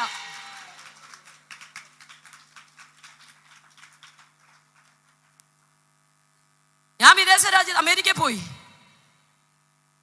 അവിടെ പോയപ്പോൾ എൻ്റെ പേരിൻ്റെ ആദ്യത്തെ സ്ത്രീന്ന SRW എന്ന, പക്ഷെ അവിടുന്ന് എനിക്ക് പേപ്പർ അയച്ചെന്ന് SHRI എന്ന. സ്തോത്രം. എന്നെ വിടത്തില്ലെന്ന് പറഞ്ഞു. സ്തോത്രം. പിന്നീട് ഞാൻ പോയി, ആ ലെറ്റർ ഉടൻ തന്നെ മാറ്റി ഞാൻ പോയി. പക്ഷേ അത് മാറ്റിയിട്ടാണ് പോയത്. ഞാൻ പറഞ്ഞു വന്നത്, അന്ന് തിരിച്ചു വരുമ്പോൾ ഞാൻ ഇങ്ങനെ ട്രെയിനിൽ ഇരുന്നുകൊണ്ട് ആലോചിക്കുക, തമ്പുരാനെ ഉച്ചാരണമൊക്കെ ഏകദേശമൊക്കെ ശരിയാ, പക്ഷേ ആ സ്പെല്ലിങ്ങിൻ്റെ മിസ്റ്റേക്ക് കൊണ്ട് അവൻ്റെ രാജ്യത്തിൽ അവൻ കടത്തത്തില്ലെങ്കിൽ സ്വർഗരാജ്യം കൂത്തഴിഞ്ഞ പുസ്തകമൊന്നുമല്ല. സ്തോത്രം. പ്രമാണത്തിനു വേണ്ടി നിൽക്കാത്ത ഒരുത്തിന് ഈ ലോകത്തിൽ എന്തെല്ലാം ചെയ്തെന്ന് പറഞ്ഞാലും അവിടെ പോകാൻ സാധ്യമല്ല. 12 ഉണങ്ങിയ വടി യഹോവയുടെ സന്നിധി കൊണ്ടുവച്ചു. തമ്പുരാൻ പറഞ്ഞു, ഞാൻ തെരഞ്ഞെടുക്കുന്ന വടി ഇതിനകത്ത് ഒരെണ്ണം തളിർക്കും, പൂക്കും. ഇപ്പൊ ഇത്രയും പേര് ഇവിടെ ഇരിക്കുന്നെങ്കിലുണ്ട്, തമ്പുരാൻ ചില ഹൃദയങ്ങളെ കണ്ടിട്ടുണ്ട്. ചിലരുടെ ഹൃദയത്തെ ദൈവം സ്പർശിച്ചുകൊണ്ടിരിക്കുക, ചിലരുടെ ഉള്ളത്തിൽ ആത്മാവ് ഇടപെട്ടുകൊണ്ടിരിക്കുക. എന്നാ സംഭവിച്ചത്? ഒറ്റ വടി തളിർക്കും. ശ്രദ്ധിക്കണം, ഒരു കെട്ടിനകത്ത് 12 ഉണങ്ങിയ വടിയായി ഇവിടെ ഇരിക്കുന്ന യഹോവയുടെ സന്നിധിയിൽ. മണ്ണുമായി ബന്ധമില്ല, വെള്ളത്തിന്റെ ഗന്ധം പോലുമില്ല. പക്ഷെ തമ്പുരാൻ പറഞ്ഞു, ഞാൻ തെരഞ്ഞെടുത്ത് തളിർക്കും. അത് ഒറ്റ രാത്രി കൊണ്ട്. അയ്യോ, സ്വോത്രം. എനിക്ക് സന്തോഷം. ഞാനൊരു പുസ്തകത്തിൽ വൃക്ഷങ്ങളെ കുറിച്ചുള്ള ഒരു പുസ്തകം പഠിച്ചപ്പോൾ അതിനകത്ത് ഇങ്ങനെ എഴുതിയിരിക്കുന്നു, ഒരു ബദാവൃക്ഷം പൂത്തു ഫലം കായ്ക്കണമെങ്കിൽ 12 വർഷം എടുക്കുമെന്ന്. ഇവിടെ തമ്പുരാൻ പറഞ്ഞ സമയമില്ല, ഒറ്റ രാത്രി, അർത്ഥാൽ 12 മണിക്കൂർ കായ്ക്കുമോ? ദൈവത്തിന് അസാധ്യമായി വല്ല കാര്യമുണ്ടോ? ഒന്ന് ആമേൻ പറ. സ്തോത്രം. മണ്ണുമായി ബന്ധമില്ല, വെള്ളത്തിന്റെ ഗന്ധം പോലുമില്ല, പക്ഷെ ഇരുന്നത് യഹോവയുടെ സന്നിധിയില. ഒറ്റ രാത്രി കൊണ്ട് അത് തളിർത്തു, പൂത്തു, ബദാം ഫലം കായ്ച്ചു. ഏത് വടി? ലേവി ഗോത്രത്തിലെ അഹരോന്റെ വടി. വചനമറിയാവുന്ന ആന്റി ഓർത്ത് ദൈവത്തെ സ്തുതിക്കുക. എന്തുകൊണ്ടാ അങ്ങനെ സംഭവിച്ചെന്നറിയാമോ? ഒരു പ്രത്യേക വിഷയത്തിന്റെ നടുവിൽ ഒരിക്കൽ അഭിഷിക്തൻ വിളിച്ചു പറഞ്ഞു, യഹോവയുടെ പക്ഷത്തുള്ളവൻ മാറി നിൽക്കട്ടെ. 12 ഗോത്രം കൂടെ നിൽക്കുന്നതിന് പറയൂ, യഹോവയുടെ പക്ഷത്തുള്ളവൻ അപ്പനെ നോക്കിയില്ല, അമ്മയെ നോക്കിയില്ല, ചാർച്ചക്കാരെ നോക്കിയില്ല, പള്ളിക്കാരെ നോക്കിയില്ല, പട്ടക്കാരെ നോക്കിയില്ല, നാട്ടുകാരെ നോക്കിയില്ല, ഭാഷയെ നോക്കിയില്ല, പരിവാരത്തെ ഒന്നും നോക്കിയില്ല. ഞാൻ യഹോവയുടെ പക്ഷത്തുള്ളവൻ എന്ന് പറഞ്ഞ് ലേവി മാറി നിന്നു. അന്ന് അവൻ മാറി നിന്നത് സർവശക്തൻ കണ്ടു. ഇപ്പോൾ ഈ പ്രത്യേക വിഷയത്തിന്റെ നടുവിൽ തമ്പുരാൻ പറയാ, കുഞ്ഞെ, അന്ന് മാറി നിന്ന ലേവി ഗോത്രത്തിന്റെ വടിയിൽ അഹരോന്റെ പേരെഴുതിക്കോ. മത്സരികളുടെ കണ്ണിന്റെ നടുവിൽ ഞാൻ അവിടെ അടയാളമാക്കി വെക്കുകയോ. സ്തോത്രം. തമ്പുരാന് വേണ്ടി നെഞ്ചും നെറ്റിയും കാണിച്ചു കൊടുത്ത് ധീരതോടെ നിന്ന് ഒരുത്തനും ഇന്ന് വരെ ലജ്ജിച്ചു പോയിട്ടില്ല. പ്രാർത്ഥിക്കുന്നവൻ ഒരിക്കലും ലജ്ജിച്ചു പോയിട്ടില്ല. അപ്പോസ്തല പ്രവൃത്തികളുടെ പുസ്തകം 10-ാം അധ്യായം പഠിക്കുമ്പോൾ അവിടെ നമുക്ക് കാണുന്നു, കൈസരിയിൽ ഇപ്താലിക്ക എന്ന പട്ടാളത്തിൽ കൊർന്നല്യോസ് എന്ന് പറഞ്ഞ ഒരു ശതാധിപൻ. മൈക്കുള്ളവരൊന്ന് വായിക്കണമേ, മൈക്കിൽ കൂടി വായിച്ചു തന്ന സഹായം. കൈസരിയിൽ ഇത്താലിക്ക എന്ന പട്ടാളത്തിൽ ആരെങ്കിലും വായിക്കേ. കൊർന്നല്യോസ് എന്ന പേരുള്ള ഒരു ശതാധിപൻ ഉണ്ടായിരുന്നു. അവൻ ഭക്തനും, വളരെ ശ്രദ്ധിക്കണം, ഒന്ന് അവൻ ആരാണ്? ഭക്തനാണ്. 2 സകല ഗ്രഹത്തോടും കൂടെ ദൈവത്തെ ഭയപ്പെടുന്നവനാണ്. 3 ജനത്തിന് വളരെ ദാനധർമ്മം കൊടുക്കുന്നവനാണ്. 4 എപ്പോഴും ദൈവത്തോട് പ്രാർത്ഥിച്ചു കൊണ്ടിരിക്കുന്നവൻ. ഇതിൽ വലുത് വല്ലതും വേണോ? എന്തൊക്കെയുണ്ട്? 1 ഭക്തനാണ്, 2 സകല ഗ്രഹത്തോടും കൂടെ ദൈവത്തെ ഭയപ്പെടുന്നവനാണ്, 3 എപ്പോഴും ദാനധർമ്മം കൊടുക്കുന്നവനാണ്, മാത്രമല്ല എപ്പോഴും ദൈവത്തോട് പ്രാർത്ഥിക്കുന്നവനാണ്. അപ്പം ഭക്തനാണ്, സകല ഗ്രഹത്തോടും കൂടെ ദൈവത്തെ ഭയപ്പെടുന്നവനാണ്, ജനത്തിന് വളരെ ദാനധർമ്മം കൊടുക്കുന്നവനാണ്, എപ്പോഴും ദൈവത്തോട് പ്രാർത്ഥിക്കുന്നവനാണ്. പകൽ 9-ാം മണി നേരമായപ്പോൾ ഒരു ദിവസം പ്രാർത്ഥിച്ചുകൊണ്ടിരിക്കും. പകൽ 9 യഹൂദന്റെ സമയമാണ്. നമ്മുടെ സമയം ഏകദേശം ഉച്ച കഴിഞ്ഞ് 2 മണിക്കും 3 മണിക്കും ഇടയിലുള്ള സമയം. ഈ സമയത്ത് ഒരു ദർശനത്തിൽ ദൈവത്തിന്റെ ദൂതൻ പ്രാർത്ഥിക്കുന്നവന്റെ മുറിയിലെത്തി. പ്രാർത്ഥിക്കുന്നവരുടെ റൂമിൽ ദൈവസാന്നിധ്യം ഇറങ്ങുമെന്ന്. പ്രാർത്ഥിക്കുന്നവരുടെ റൂമിൽ ദൈവത്തിന്റെ കൃപ വ്യാപരിക്കപ്പെടും. നമ്മളൊക്കെ വിചാരിക്കുന്ന നമ്മളെ ആരും കാണുന്നില്ലെന്ന്. ഗിദിയോനോട് ഒരിക്കൽ തമ്പുരാൻ പറഞ്ഞു, കുഞ്ഞേ, നിന്റെ അപ്പന്റെ ഇളയ കാളയായി 7 വയസ്സുള്ള 2ാമത്തെ കാളയെടുത്ത് ബാലിന്റെ ബലിപീഠം ഇടിച്ചു കളഞ്ഞിട്ട് എനിക്കവിടെ യാഗം അർപ്പിക്കാൻ. അത് വായിച്ചുകൊണ്ടിപ്പോൾ ചിന്തിച്ചു, ദൈവമേ, അപ്പന്റെ ഇളയ കാളയായി 7 വയസ്സുള്ള 2ാമത്തെ കാള, തൊഴുത്ത് നിൽക്കുന്ന കാളയുടെ പ്രായം അറിയുന്നവൻ നമ്മളെ അറിയാതിരിക്കുമോ? നമ്മുടെ ആരുടെയും കണ്ണുനീര് വസ്ത്രത്തെ പറ്റി മാഞ്ഞു പോകത്തില്ല കേട്ടോ. അത് തുരുത്തിയിലാക്കി വെച്ച് മറുപടി തരുന്ന ഒരു സർവശക്തനെയാണ് നമ്മൾ ആരാധിക്കുന്നത്. ഹല്ലേലൂയ, സ്തോത്രം. നമ്മൾ ദൈവത്തിന് വേണ്ടി നിൽക്കാതെ നമ്മുടെ തലമുറകൾ, ഞാൻ എപ്പോഴും പ്രസംഗവേദി പറയാറുണ്ട്, ഈ വീട്ടിലിരിക്കുന്ന TV-യിലെ ചാനലുകളെ കയ്യിലിരിക്കുന്ന റിമോട്ട് കൊണ്ട് നമുക്ക് നിയന്ത്രിക്കാം. ജന്മം കൊടുത്ത മക്കളെ കയ്യിലിരിക്കുന്ന റിമോട്ട് കൊണ്ട് നിയന്ത്രിക്കാൻ പറ്റത്തില്ല. അതിന് പ്രാർത്ഥിക്കുന്ന മാതാപിതാക്കൾക്ക് മാത്രമേ കഴിയത്തുള്ളൂ. ജീസസ് അതാരുടെ മക്കളാന്ന് പറഞ്ഞാലും ദൈവാത്മാവ് അവരെ നിയന്ത്രിക്കണം. പകൽ 9-ാം മണി നേരത്തെ ദൈവത്തിന്റെ ദൂതൻ അവിടെ ഇറങ്ങി വന്നിട്ട് പറയാം, കൊർന്നല്യോസേ, നിന്റെ പ്രാർത്ഥനയും ധർമ്മവും ദൈവസന്നിധിയിലെത്തി. നിന്റെ റൂമിനകത്ത് ആരും കാണാതെ നീ ഇരുന്ന് കരഞ്ഞു പ്രാർത്ഥിച്ചത് ദൈവത്തിന്റെ സന്നിധിയിലെത്തിയെന്ന്. നീ കൊടുത്ത ധർമ്മം ദൈവത്തിന്റെ സന്നിധിയിലെത്തി. പിന്നെന്താ ദൈവമേ ഒരു കുറവ്? ഞാന് സൗഖ്യമായി കഴിഞ്ഞ്, എനിക്കറിയത്തില്ല ദൈവത്തെ എങ്ങനെ ഞങ്ങളുടെ അവസ്ഥകളൊക്കെ അറിയാമോ, ഞങ്ങൾക്ക് ദൈവത്തെ ആരാധിക്കുന്നത് എങ്ങനെയാണെന്ന് അറിയത്തില്ല. അഭിഷിക്തർ വന്നു, പ്രാർത്ഥിച്ചു, ദൈവാത്മാവനെ സൗഖ്യമാക്കി, രോഗക്കിടക്ക വിട്ട് എഴുന്നേറ്റു. യേശു ഭഗവാൻ ജീവിക്കുന്ന ദൈവം എന്നറിഞ്ഞു. പിന്നെ ദൈവത്തെ ആരാധിക്കുന്നത് എങ്ങനെയെന്ന് അറിയത്തില്ല. സ്തോത്രം. ഞാൻ വിചാരിച്ചു യേശുവിൻ്റെ അമ്മ മറിയയുടെ ചെറിയ ഫോട്ടോ എങ്കിലും കിട്ടിയ പുസ്തകത്തിലെങ്കിലും വെച്ച് ആരാധിക്കായിരുന്നു. അങ്ങനെ ചിന്തിച്ചൊരു കാലമുണ്ടായിരുന്നു. സ്തോത്രം. ഒടുവിൽ ഒരു അച്ഛനാണ് എന്നോട് പറഞ്ഞു തന്നെ, കുഞ്ഞെ, ഈ പുസ്തകം വെച്ചിട്ട് നീ പറ, ഇതിൻ്റെ ആഴങ്ങളെയും മർമ്മങ്ങളെയും ഗ്രഹിപ്പാനുള്ള ദൈവകൃപ തരാൻ. ഞാനത് ഏറ്റെടുത്തു. ഞാൻ വീട്ടിൽ പോയി മുട്ടുമടക്കി കരം മലർത്തി പ്രാർത്ഥിച്ചു, ദൈവമേ, ഇതിൻ്റെ ആഴങ്ങളെയും മർമ്മങ്ങളെയും ഗ്രഹിപ്പാനുള്ള ദൈവകൃപ തരണമേ എന്ന് ആത്മാർത്ഥമായി പ്രാർത്ഥിച്ചു. പ്രിയമുള്ളവരെ, വെളിപ്പാടിൻ്റെ ആഴം ദൈവം പറഞ്ഞു തരുമ്പോൾ മറ്റാരും നമ്മളെ ഉപദേശിച്ചു തരേണ്ട കാര്യമില്ല. വചനത്തിന്റെ പൊരുളിലെ പരിശുദ്ധാത്മാവ് തിരിച്ചു തരും. അതുകൊണ്ട് ദൈവവചനം വായിക്കണം. ഒരുത്തരും ഉപദേശിച്ചു തരണ്ട. പരിശുദ്ധാത്മാവ് തന്നെ സകലവും നമുക്ക് വെളിപ്പെടുത്തി തരും. അതുകൊണ്ട് മക്കളോട്, കുഞ്ഞുങ്ങളോട് എല്ലാ ദിവസവും എന്ത് ചെയ്യണം? ബൈബിൾ വായിക്കണം. വായിക്കുവോ? എല്ലാവരും വായിക്കുമല്ലോ? ഓക്കെ. ദൈവം നിങ്ങളെ അനുഗ്രഹിക്കട്ടെ. സ്തോത്രം. ദൂതൻ ഇറങ്ങി വന്നിട്ട് പറയാം, നിന്റെ പ്രാർത്ഥന എത്തി, അവിടെ എത്തി, കൊടുത്ത ധർമ്മം കൊടുത്തി. പക്ഷേ ഇവൻ അങ്ങ് എത്തണമെങ്കിൽ ഇനിയും ചില കാര്യങ്ങളുണ്ട് അവിടെ. സ്തോത്രം. യോപ്പയിലേക്ക് ആളയക്കണം.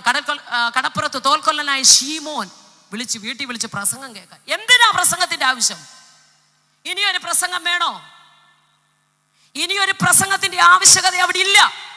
കാരണം ഒന്ന്, ഭക്തനാണ്, സകല ഗ്രഹത്തോടും കൂടെ ദൈവത്തെ ഭയപ്പെടുന്നവനാണ്, എപ്പോഴും ദൈവത്തോട് പ്രാർത്ഥിക്കുന്നവനാണ്, ജനത്തിന് വളരെ ധർമ്മം കൊടുക്കുന്നവനാണ്. പിന്നെന്തിനാണ് വചനം? വചനമാണ് ജീവിപ്പിക്കുന്നത്.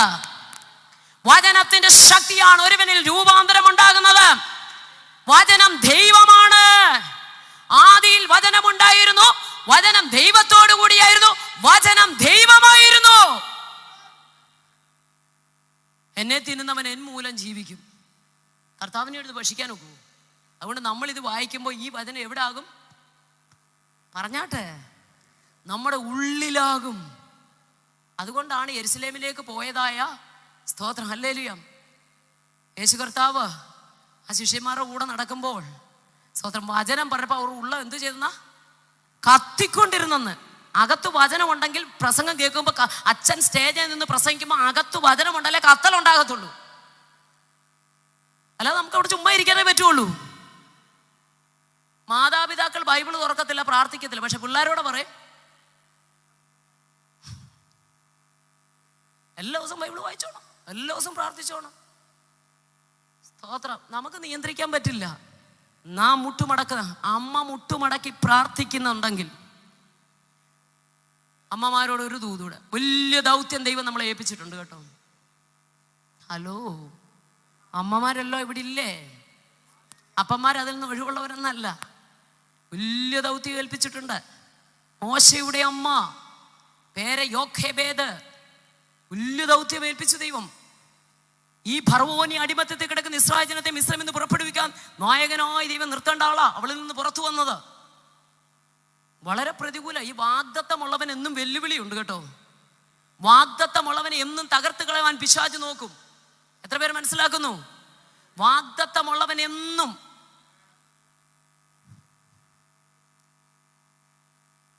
ഒരു പൊത്തുപോരത്തെ ക്രിസ്തീയ ജീവിതം നയിച്ചു നോക്കി, ഒരു പിശാചിനൊരു കുഴപ്പമില്ല, അവനും മാറി എവിടെയെങ്കിലും ഒതുങ്ങിയിരിക്കും. സ്തോത്രം. നമ്മളാ പിശാചിനോട്, ചിലർ പറയും പിശാചിന്റെ പോരാട്ടമാണ്. പിശാച് നമ്മളോടല്ല, നമ്മളാണ് നമുക്ക് പോരാട്ടമുള്ളത്. നമ്മളങ്ങോട്ട് പോരാടണേ. നമ്മളിവിടുന്ന് സ്തുതിക്കുമ്പോൾ ദേശാധിപതിയുടെ ശക്തികൾ ഇളകുകയാ. പൈശാചിക ശക്തികൾക്ക് അവിടെ പിന്നെ നിൽക്കാൻ പറ്റത്തില്ല. അദൃശ്യ മണ്ഡലങ്ങൾ വെളിപ്പെട്ടിരിക്കുന്ന ചില അന്ധകാര ശക്തികളുണ്ട്. കരമടിച്ച് ദൈവത്തെ നാം സ്തുതിച്ചു കൊണ്ടിരിക്കുമ്പോൾ പൈശാചിക ശക്തി, അത് നിങ്ങളുടെ വീട്ടിലാണെങ്കിൽ, നിങ്ങളുടെ വീടിൽ ബന്ധനമുണ്ടെങ്കിൽ, നിങ്ങളുടെ കൂടാരങ്ങൾ പൈശാചിക ശക്തി ഉണ്ടെങ്കിൽ, പ്രാർത്ഥിക്കുന്ന ദൈവവേല നീ കരമടിച്ച് അതിനകത്തൊന്ന് സ്തോത്രം പറഞ്ഞു നോക്കെ, ആ ബാധ നിന്റെ കൂടാരത്തിൽ നിന്ന് ഓടിപ്പോകും.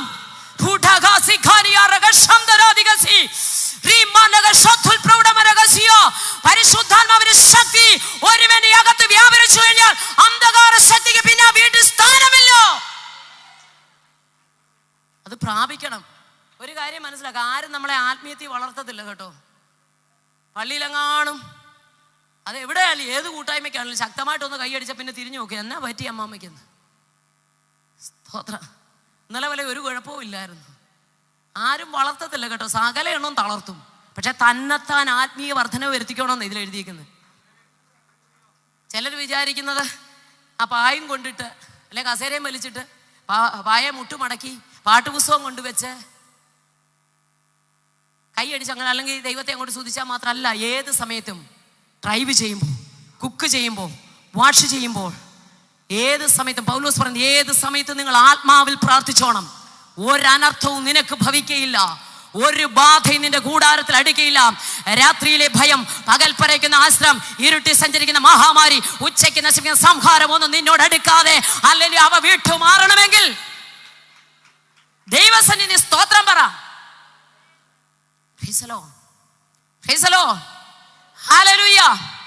ശ്രദ്ധിക്കണം. കൊർന്നേലിയോസിന്റെ റൂമിൽ ദൈവത്തിന്റെ ദൂതൻ ഇറങ്ങി. കൊർന്നേലിയോസേ, പ്രാർത്ഥനയും ധർമ്മം വന്നു. കടൽപ്പുറത്ത് തോൽക്കലനായ ശീമോന്റെ വീട്ടിൽ പത്രോസ് ഇരിപ്പുണ്ട്. വിളിച്ച് പ്രസംഗം കേൾക്കാൻ. വചനത്തിന്റെ വെളിപ്പാട് നിന്റെ കൂടാരത്തിനകത്ത് ഉയരുമ്പോൾ, വചനത്തിന്റെ ശക്തി നിന്റെ കുടുംബത്തിൽ വെളിപ്പെടുമ്പോൾ, ഇതിന്റെ മർമ്മങ്ങളെ ഗ്രഹിക്കാനുള്ള ദൈവകൃപ നിന്റെ അകത്ത് ലഭിക്കും. അതുകൊണ്ട് പത്രോസ്, പ്രാർത്ഥിക്കുന്ന പത്രോസ് ഇപ്പൊ എന്തെടുക്കാന്നറിയോ? വെൺമാടത്തിൽ ഇരുന്നു കൊണ്ട് പ്രാർത്ഥിച്ചുകൊണ്ടിരിക്കുക.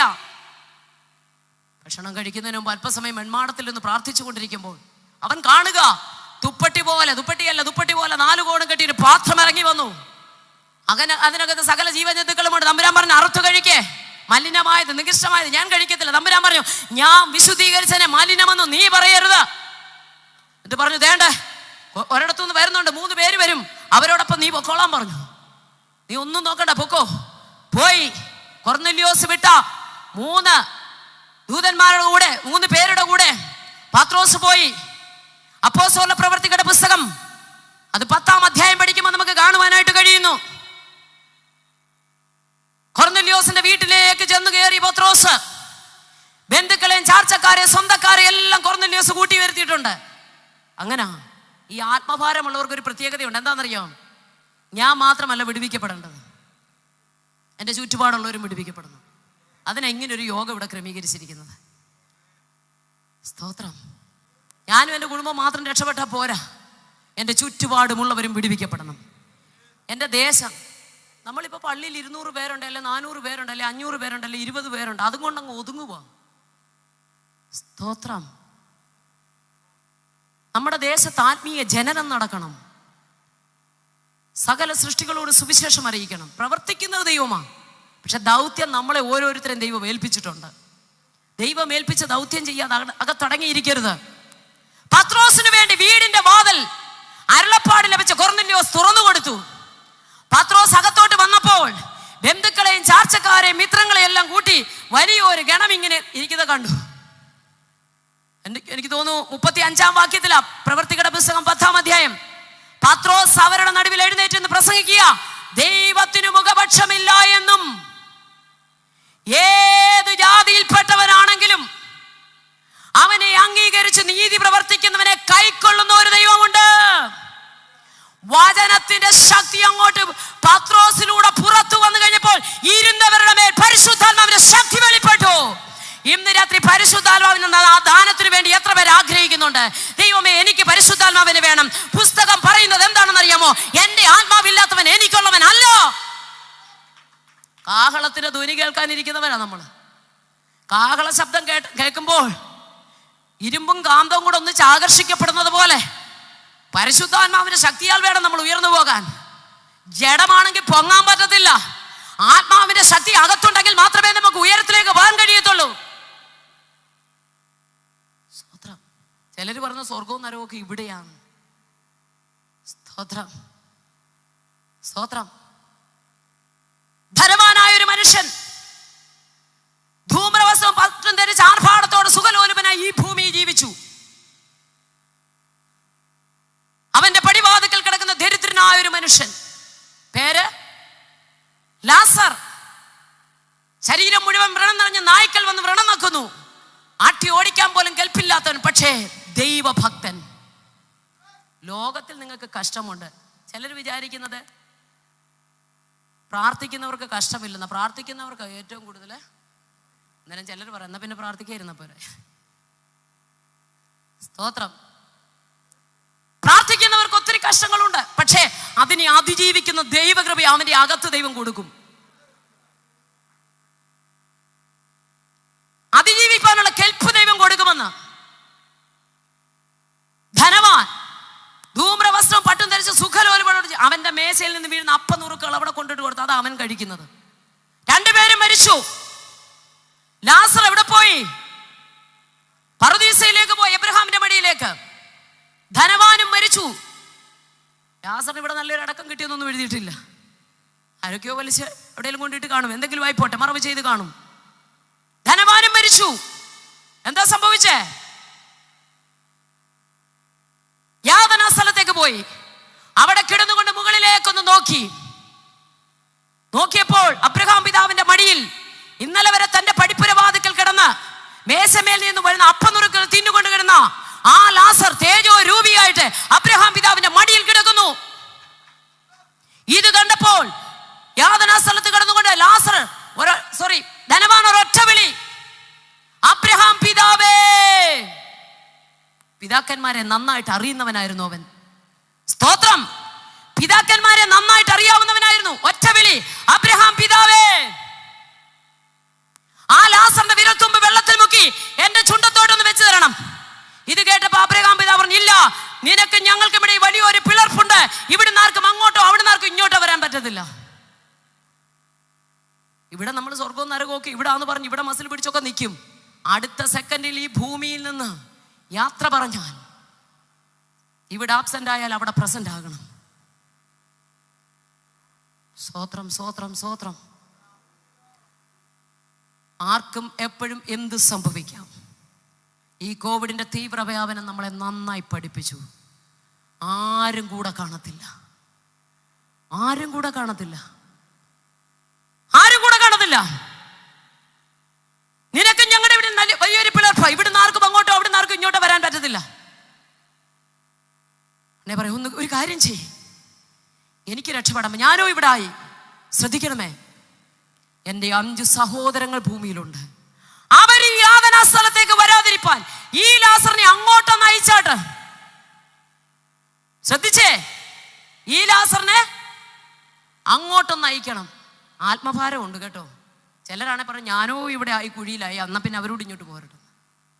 ഇതങ്ങനല്ല പറഞ്ഞേ. അവരെന്ത് ചെയ്യരുത്, ഇങ്ങോട്ട് വരരുത്. അതുകൊണ്ട് ഇവനെ എന്ത് ചെയ്യണം, അങ്ങോട്ട് അയക്കണം.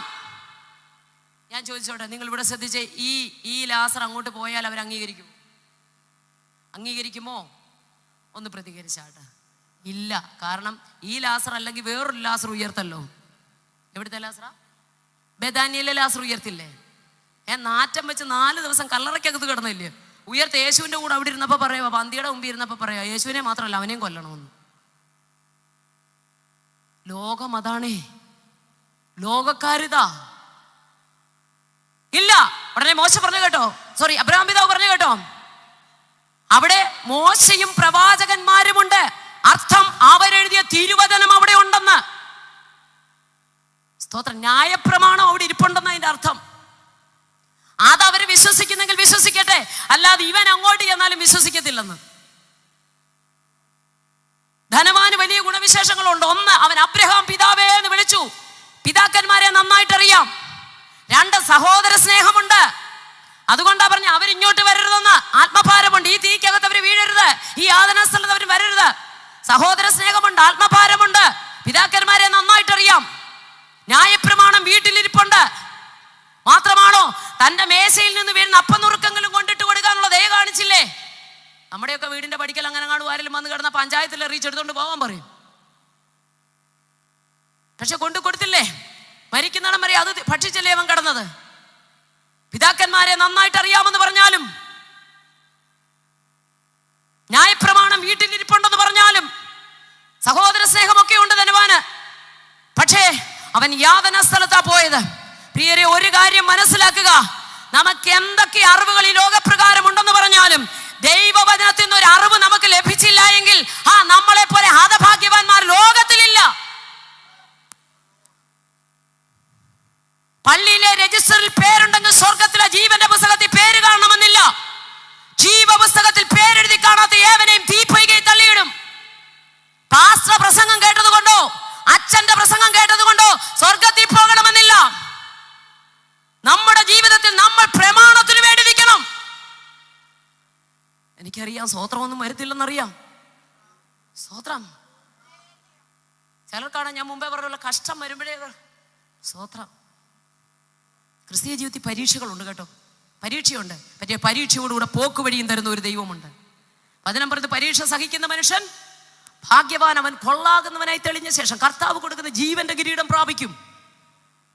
സ്തോത്രം. കർത്താവ് കൊടുക്കുന്ന ജീവന്റെ കിരീടം പ്രാപിക്കും. എന്തിനാ പരീക്ഷിക്കുന്നേ? ആവർത്തന പുസ്തകം 8:2 40 വർഷം ഇസ്രായേൽ മക്കളെ പരീക്ഷിച്ചു. എന്തിനാ? അവിടെ എഴുതിയിട്ടുണ്ട്, അവരുടെ ഹൃദയത്തിൽ ഇരിക്കുന്ന, പച്ച മലയാളത്തിൽ പറഞ്ഞ ഉള്ളിലിരിപ്പറിയാൻ പരീക്ഷ. അത് വായിച്ചപ്പോൾ ഞാൻ വളരെ കരഞ്ഞു പോയി കേട്ടോ. ദൈവമേ, 1-ാം വയസ്സിൽ കുഞ്ഞിനിട്ട് കൊടുത്ത് ചെരുപ്പ് 40-ാമത്തെ വയസ്സിലും കുഞ്ഞിട്ടു. കൊച്ചു വളരാഞ്ഞിട്ടല്ല, ചെരുപ്പ് വളർന്നു. 1 വയസ്സിൽ കൊച്ചിനിട്ട് കൊടുത്ത് ഉടുപ്പ് 40-ാമത്തെ വയസ്സിലും അവനിട്ടു. കൊച്ചു വളരാഞ്ഞിട്ടല്ല, ഉടുപ്പ് വളർന്നു. ഇതുപോലെ വിടുവിക്കുന്ന ഒരു ദൈവം. സ്തോത്രം. ഞാനത് വായിച്ചുകൊണ്ടിരുന്നപ്പോൾ ഞാൻ ഇങ്ങനെ ചിന്തിച്ചു, ദൈവമേ, ഈ ചെങ്കടൽ കടന്നു കഴിഞ്ഞിട്ട് അടുത്തത് ചവിട്ടുന്നത് കനാനിലോട്ടായിരുന്നെങ്കിൽ എല്ലാവരും അകത്ത് കയറിയേനെ. ഹലോ, ചെങ്കടൽ അങ്ങോട്ട് കഴിഞ്ഞാൽ ഉടനെ അടുത്തത് കനാനിലോട്ടാണ് കയറുന്നതെങ്കിൽ എല്ലാവരും കയറിപ്പോയിന്. പക്ഷേ തമ്പുരാൻ 40 വർഷം മരുഭൂമിയിലൂടെ നടത്തി. സ്തോത്രം. ഈ നാളുകൾ നമ്മുടെ ഒരുക്കത്തിനുള്ള സമയമാണ് കേട്ടോ. ദൈവസഭകൾക്ക്, ദൈവജനത്തിന്, ഓരോ ക്രിസ്ത്യാനിയോടെ ഞാൻ പറയാം, നമ്മുടെ ഒരുക്കത്തിന്റെ സമയമായത് കേട്ടോ. നമ്മുടെ കർത്താവ് വരാറായി. നിങ്ങൾ എത്ര പേര് ഈ പന്തലിരിക്കുന്നവർ വിശ്വസിക്കുന്നുണ്ട്? ഈ തലമുറയിൽ നമ്മുടെ കർത്താവ് വരും. ഈ തലമുറയിൽ എൻ്റെ യേശു വരും. ഒരുക്കത്തിനുള്ള സമയമായത്. നഷ്ടപ്പെടുത്തി കളയരുത്. അനുസരണക്കേട് കാണിക്കരുത്. പ്രമാണത്തിന് വേണ്ടി നിൽക്കണമേ. അഗസ്വരോസ് രാജാവിന്റെ അടുക്കൽ രാജ്ഞിമാരെ തെരഞ്ഞെടുക്കുമ്പോൾ ഒറ്റ വർഷത്തെ ഒരുക്കമുണ്ടായിരുന്നു. 6 മാസം മൂറുകൊണ്ടും 6 മാസം സുഗന്ധവർഗം ഇട്ട രാജ്ഞിയെ ഒരുക്കുന്നത്. ഒറ്റ വർഷം ഒരുങ്ങിയതിന് ശേഷമാണ് മണവാളന്റെ അടുക്കലേക്ക് ചെല്ലുന്നത്. തെരഞ്ഞെടുപ്പ്. സ്തോത്രം. ഒത്തിരി സുന്ദരിമാർ ഒരുങ്ങാൻ ചെന്നു. പക്ഷേ ഹേഗായിയുടെ കൈ കീഴി താണിരുന്ന ഒരു എസ്തേർ ഒരുങ്ങി. ഹേഗായി പറഞ്ഞതല്ലാതെ, ഹേഗായി പരിശുദ്ധാത്മാവിന് നിഴലാ. രാജാവ് നമ്മുടെ കർത്താവിന് നിഴലാ. എസ്തേർ മണവാട്ടി സഭയ്ക്ക് നിഴലാ. അങ്ങനെയെങ്കിൽ പരിശുദ്ധാത്മാവിനെ നമുക്ക് നൽകി തന്നിരിക്കുന്ന ഈ അന്ത്യകാലത്തിന് ഒരു ഒരുക്കത്തിന് വേണ്ടിയാ. ഈ അന്ത്യകാലത്തിന് ഒരു ഒരുക്കത്തിന് സമയമാണ് നമുക്ക് തന്നിരിക്കുന്നത്. എങ്ങനെയും ജീവിതത്തെ ക്രമീകരിച്ചുകൊണ്ട് ഹല്ലേലൂയ രക്ഷിക്കപ്പെട്ട് ദൈവവചനം പ്രമാണിച്ച് കർത്താവിന്റെ രാജ്യത്തിന്റെ മഹത്വത്തിന് വേണ്ടി ശക്തിയോടെ നിലകൊള്ളുന്നവന് മാത്രമേ സ്വർഗകവാടത്തിന്റെ വാതിൽ തുറക്കുകയുള്ളൂ. Praise the Lord. Praise the Lord. പത്രോസ് വചനം പ്രസംഗിച്ചു. കൊർന്നല്യോസിന്റെ ഭവനത്തിൽ, ഭക്തന്റെ ഭവനത്തിൽ, ധർമ്മം കൊടുക്കുന്നവന്റെ ഭവനത്തിൽ, ദൈവത്തെ ഭയപ്പെടുന്നവന്റെ ഭവനത്തിൽ വചനം പ്രസംഗിച്ചു. പത്രോസ് ഇത് പ്രസംഗിച്ചു കൊണ്ടിരിക്കുമ്പോൾ പരിശുദ്ധാത്മാവിന്റെ ശക്തി കൂടിയിരുന്നവരുടെ മേൽ വ്യാപരിച്ചു. ഇന്ന് രാത്രി ഞാൻ വിശ്വസിക്കുന്നു, ചിലരെ പരിശുദ്ധാത്മ സ്പർശിക്കുക, പരിശുദ്ധാത്മാവിന്റെ ചലനാത്മകമാകുന്ന പ്രവൃത്തി ചിലരുടെ ശരീരത്തോട് വെളിപ്പെടാൻ പോകുക. എത്ര പേര് ഇന്ന് രാത്രി ശാരീരികമായി മാനസികമായി ഭാരത്തോടെ വന്നിട്ടുണ്ടോ? കരമടിച്ച ദൈവത്തെ സ്തുതിച്ചാട്ടെ. നീ അറിയാതെ തന്നെ നിന്റെ ശക്തി ശരീരത്തിന്മേൽ വചനത്തിന്റെ ശക്തി അയച്ച് ദൈവം മഹത്വം ദൈവം വെളിപ്പെടുത്തുകയോ.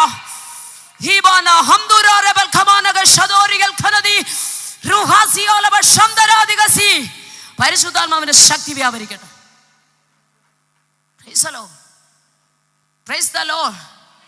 ഈ വചനത്തിന്റെ ശക്തിയാ നമ്മളെ ജീവിപ്പിക്കുന്നത്. പരിശുദ്ധാത്മാവിന്റെ ശക്തി സകലരുടെ മേലും വ്യാപരിച്ചു. സ്തോത്രം. പത്രോസിന്റെ കൂടെ ഞാൻ കടമെടുത്തുകൊണ്ട് വന്ന് ഒരൊറ്റ കാര്യം ഇവിടെ പ്രസംഗിച്ചിട്ടില്ല, വചനത്തിലെയാ പ്രസംഗിച്ചത്. നിങ്ങൾ വീട്ടിൽ പോയി ഇതെല്ലാം വായിച്ചു നോക്കിയാൽ മതി. സ്തോത്രം.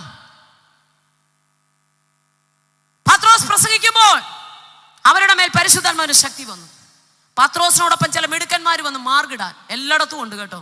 പ്രസംഗത്തിന് അച്ഛൻ പ്രസംഗിക്കുന്നത് എന്താ, പാസ്റ്റർ പ്രസംഗിക്കുന്നത് എന്താ, മാർഗിടാൻ വരുന്നതാ. മാർഗിടുന്നവര് ബുക്കും പേനയും പിടിച്ച് ഇവിടെ നിൽക്കത്തേ ഉള്ളൂ. സ്തോത്രം. ഇത് പറയുമ്പോൾ ഒരു വചനം എൻ്റെ ഉള്ളിലേക്ക് ഓടി വരുവാ. അഗ്നിരഥങ്ങളും അഗ്നിയശങ്ങളും വെളിപ്പെട്ടപ്പോൾ ഏലിയാവ് എന്ത് ചെയ്തു? സ്വർഗത്തിലേക്ക് എടുക്കപ്പെട്ടു. ഇരട്ടി ആത്മശക്തിക്ക് വേണ്ടി കാത്തിരുന്ന് ദാഹിച്ച് മോഹിച്ച ഒരാളുണ്ടായിരുന്നു. ആരാ? എലീശ. ഒരു പുതപ്പ് അവൻ്റെ മേൽ നിന്ന് വീണു. ഇവൻ ഓടിച്ചെന്നെടുത്ത് പുറകോട്ടും നോക്കില്ല, ഇടത്തും വലത്തും നോക്കില്ല, ഒരു ഒറ്റ ഓട്ടമായി യോർദാനിൽ ചെന്ന് ഒരു ഒറ്റ അടി ഇത് മടക്കി. എന്നിട്ട് പറഞ്ഞു, ഏലിയാവിൻ്റെ ദൈവം എവിടെ? പിന്നീടുള്ള ശുശ്രൂഷ നിങ്ങൾക്കറിയാം. ദാഹത്തോടെ ഇരട്ടി ആത്മശക്തിക്ക് വേണ്ടി ആഗ്രഹിച്ച് അത് പ്രാപിച്ച് മുന്നോട്ട് പോയവൻ ഏലിയാവ് ചെയ്തതിൻ്റെ ഇരട്ടി ശുശ്രൂഷ എലീശ ചെയ്തു.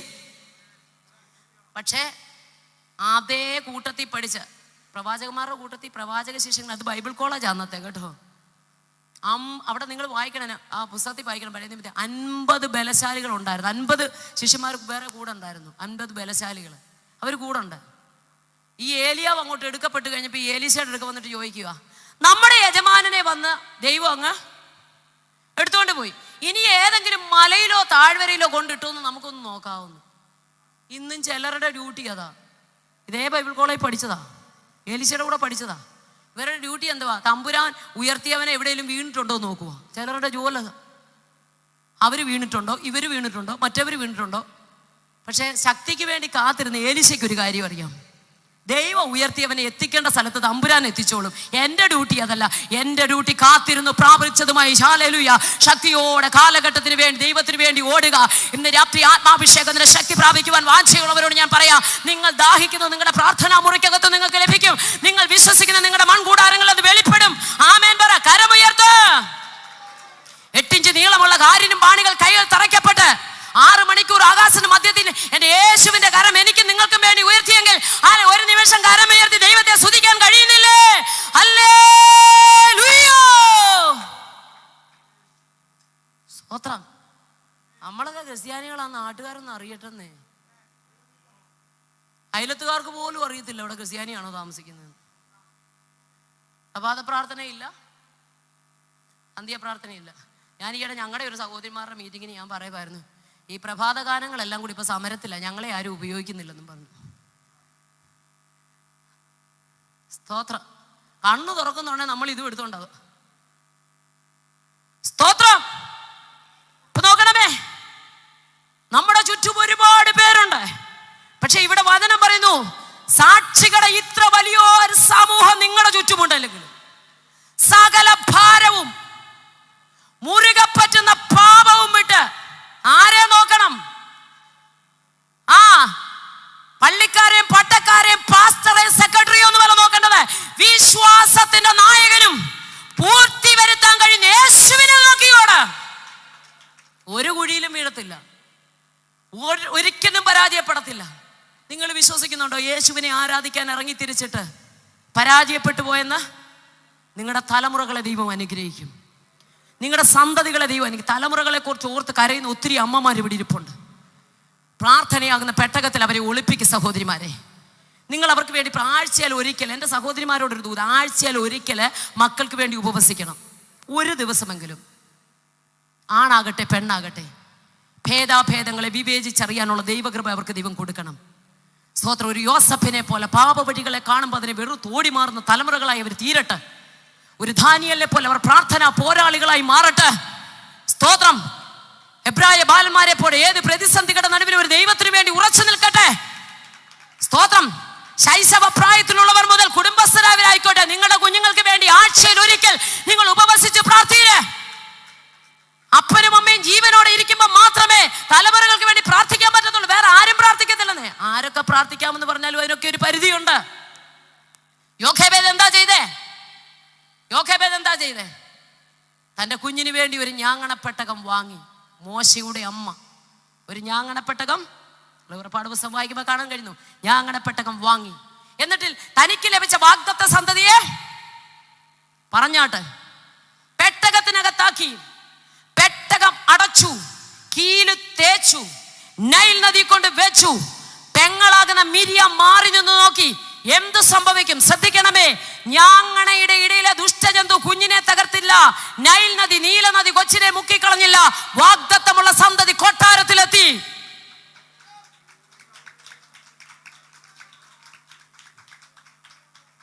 അത് വായിച്ചു കൊണ്ടിരിക്കുമ്പോൾ ഒരു രാത്രി പരിശുദ്ധാത്മാവ് എന്നോട് പറഞ്ഞു, കുഞ്ഞേ, അത് ഞാൻ നിങ്ങളോട് പറയാം, നിങ്ങൾ ശ്രദ്ധിക്കണം. ഈ സമീപത്തൂടെ ഒരു നദി ഒഴുകുന്നു. നിങ്ങൾ ചിന്തിച്ചു, ഒരു നദി ഒഴുകുന്നു. ചീഞ്ഞഴുകി ഒഴുകുന്ന 100 കണക്കിന് ജഡങ്ങൾ, അല്ല 10 ഡെഡ് ബോഡി ഇതിനകത്തൂടെ ഒഴുകി പോകുന്നൊരു വാർത്ത നിങ്ങളുടെ ചെവിയിലെത്തിയാൽ സുബോധമുള്ളവരാരും പിന്നെ അവിടെ കുളിക്കാൻ ഇറങ്ങത്തില്ല. ഇറങ്ങുമോ? എന്നാൽ കേൾക്ക്, ഫറവോന്റെ കൽപ്പനയാൽ മോശയുടെ പ്രായത്തിലുള്ള 100 കണക്കിന് കുഞ്ഞുങ്ങളെ മാതാപിതാക്കളുടെ കയ്യിൽ നിന്ന് ബലമായി പിടിച്ചു വാങ്ങിച്ച് ഈ നീല നദി, നൈൽ നദിയിലേക്ക് വലിച്ചെറിയുക ഭടന്മാർ. ചീഞ്ഞഴുകി ഒഴുകുന്ന 100 കണക്കിന് കുഞ്ഞുങ്ങളുടെ ഡെഡ് ബോഡി ഇതിനകത്തൂടെ ഒഴുകിപ്പോകുന്നു. അതിനകത്തേക്ക് ഫറവോന്റെ കൊട്ടാരത്തിൽ നിന്ന് കുമാരി കുളിക്കാൻ വന്നെന്ന് ഞാൻ വിശ്വസിക്കുന്നു. ഫറവോന്റെ കൊട്ടാരത്തിൽ തന്റെ കുമാരിക്ക് വേണ്ടി കുളിക്കാൻ ഒരു സജ്ജീകരണം ഇല്ലാഞ്ഞിട്ടല്ല, വാഗ്ദത്തമുള്ളതിനെ എത്തിക്കേണ്ട സ്ഥലത്ത് എത്തിക്കാൻ സ്വർഗീയ ദൈവത്തിന് പദ്ധതി ഉണ്ടെങ്കിൽ കരമടിച്ച ദൈവത്തെ സ്തുതിക്ക്. നിന്റെ സന്തതിയെ പ്രൊട്ടക്ട് ചെയ്യുന്ന, നിന്റെ സന്തതിയെ സംരക്ഷണ വലയത്തിൽ ഒളിപ്പിക്കുന്ന ആ ദൈവിക സാന്നിധ്യം അവൾ എവിടെയായിരുന്നാലും അത് സംഭവിക്കൂ. അതിൽ നിന്നൊരു ആത്മീയ ദൂതൂടെ ഞാൻ മാതാപിതാക്കളോട് പറയാം. പ്രാർത്ഥനയാകുന്ന ഞാങ്ങണപ്പെട്ടകം തലമുറകൾക്ക് വേണ്ടി പണിത്, വാഗ്ദത്തം ലഭിച്ച തലമുറകളെ പ്രാർത്ഥനയാകുന്ന പെട്ടകത്തിൽ ഒളിപ്പിച്ച്, പരിശുദ്ധാത്മാവെന്ന കീല് മുദ്രയേൽപ്പിച്ച്, ലോകമാകുന്ന നൈൽ നദി നിങ്ങൾ അവരെ എവിടെ പറഞ്ഞു വിട്ടാലും ഞാങ്ങളുടെ ഇടയിലെ ദുഷ്ടജന്തു അവരെ തകർത്ത് കളയത്തില്ല, നീലനദി അവരെ മുക്കിക്കളയത്തില്ല. വാഗ്ദത്തമുള്ള സന്തതി എത്തേണ്ട സ്ഥലത്തെത്തുക.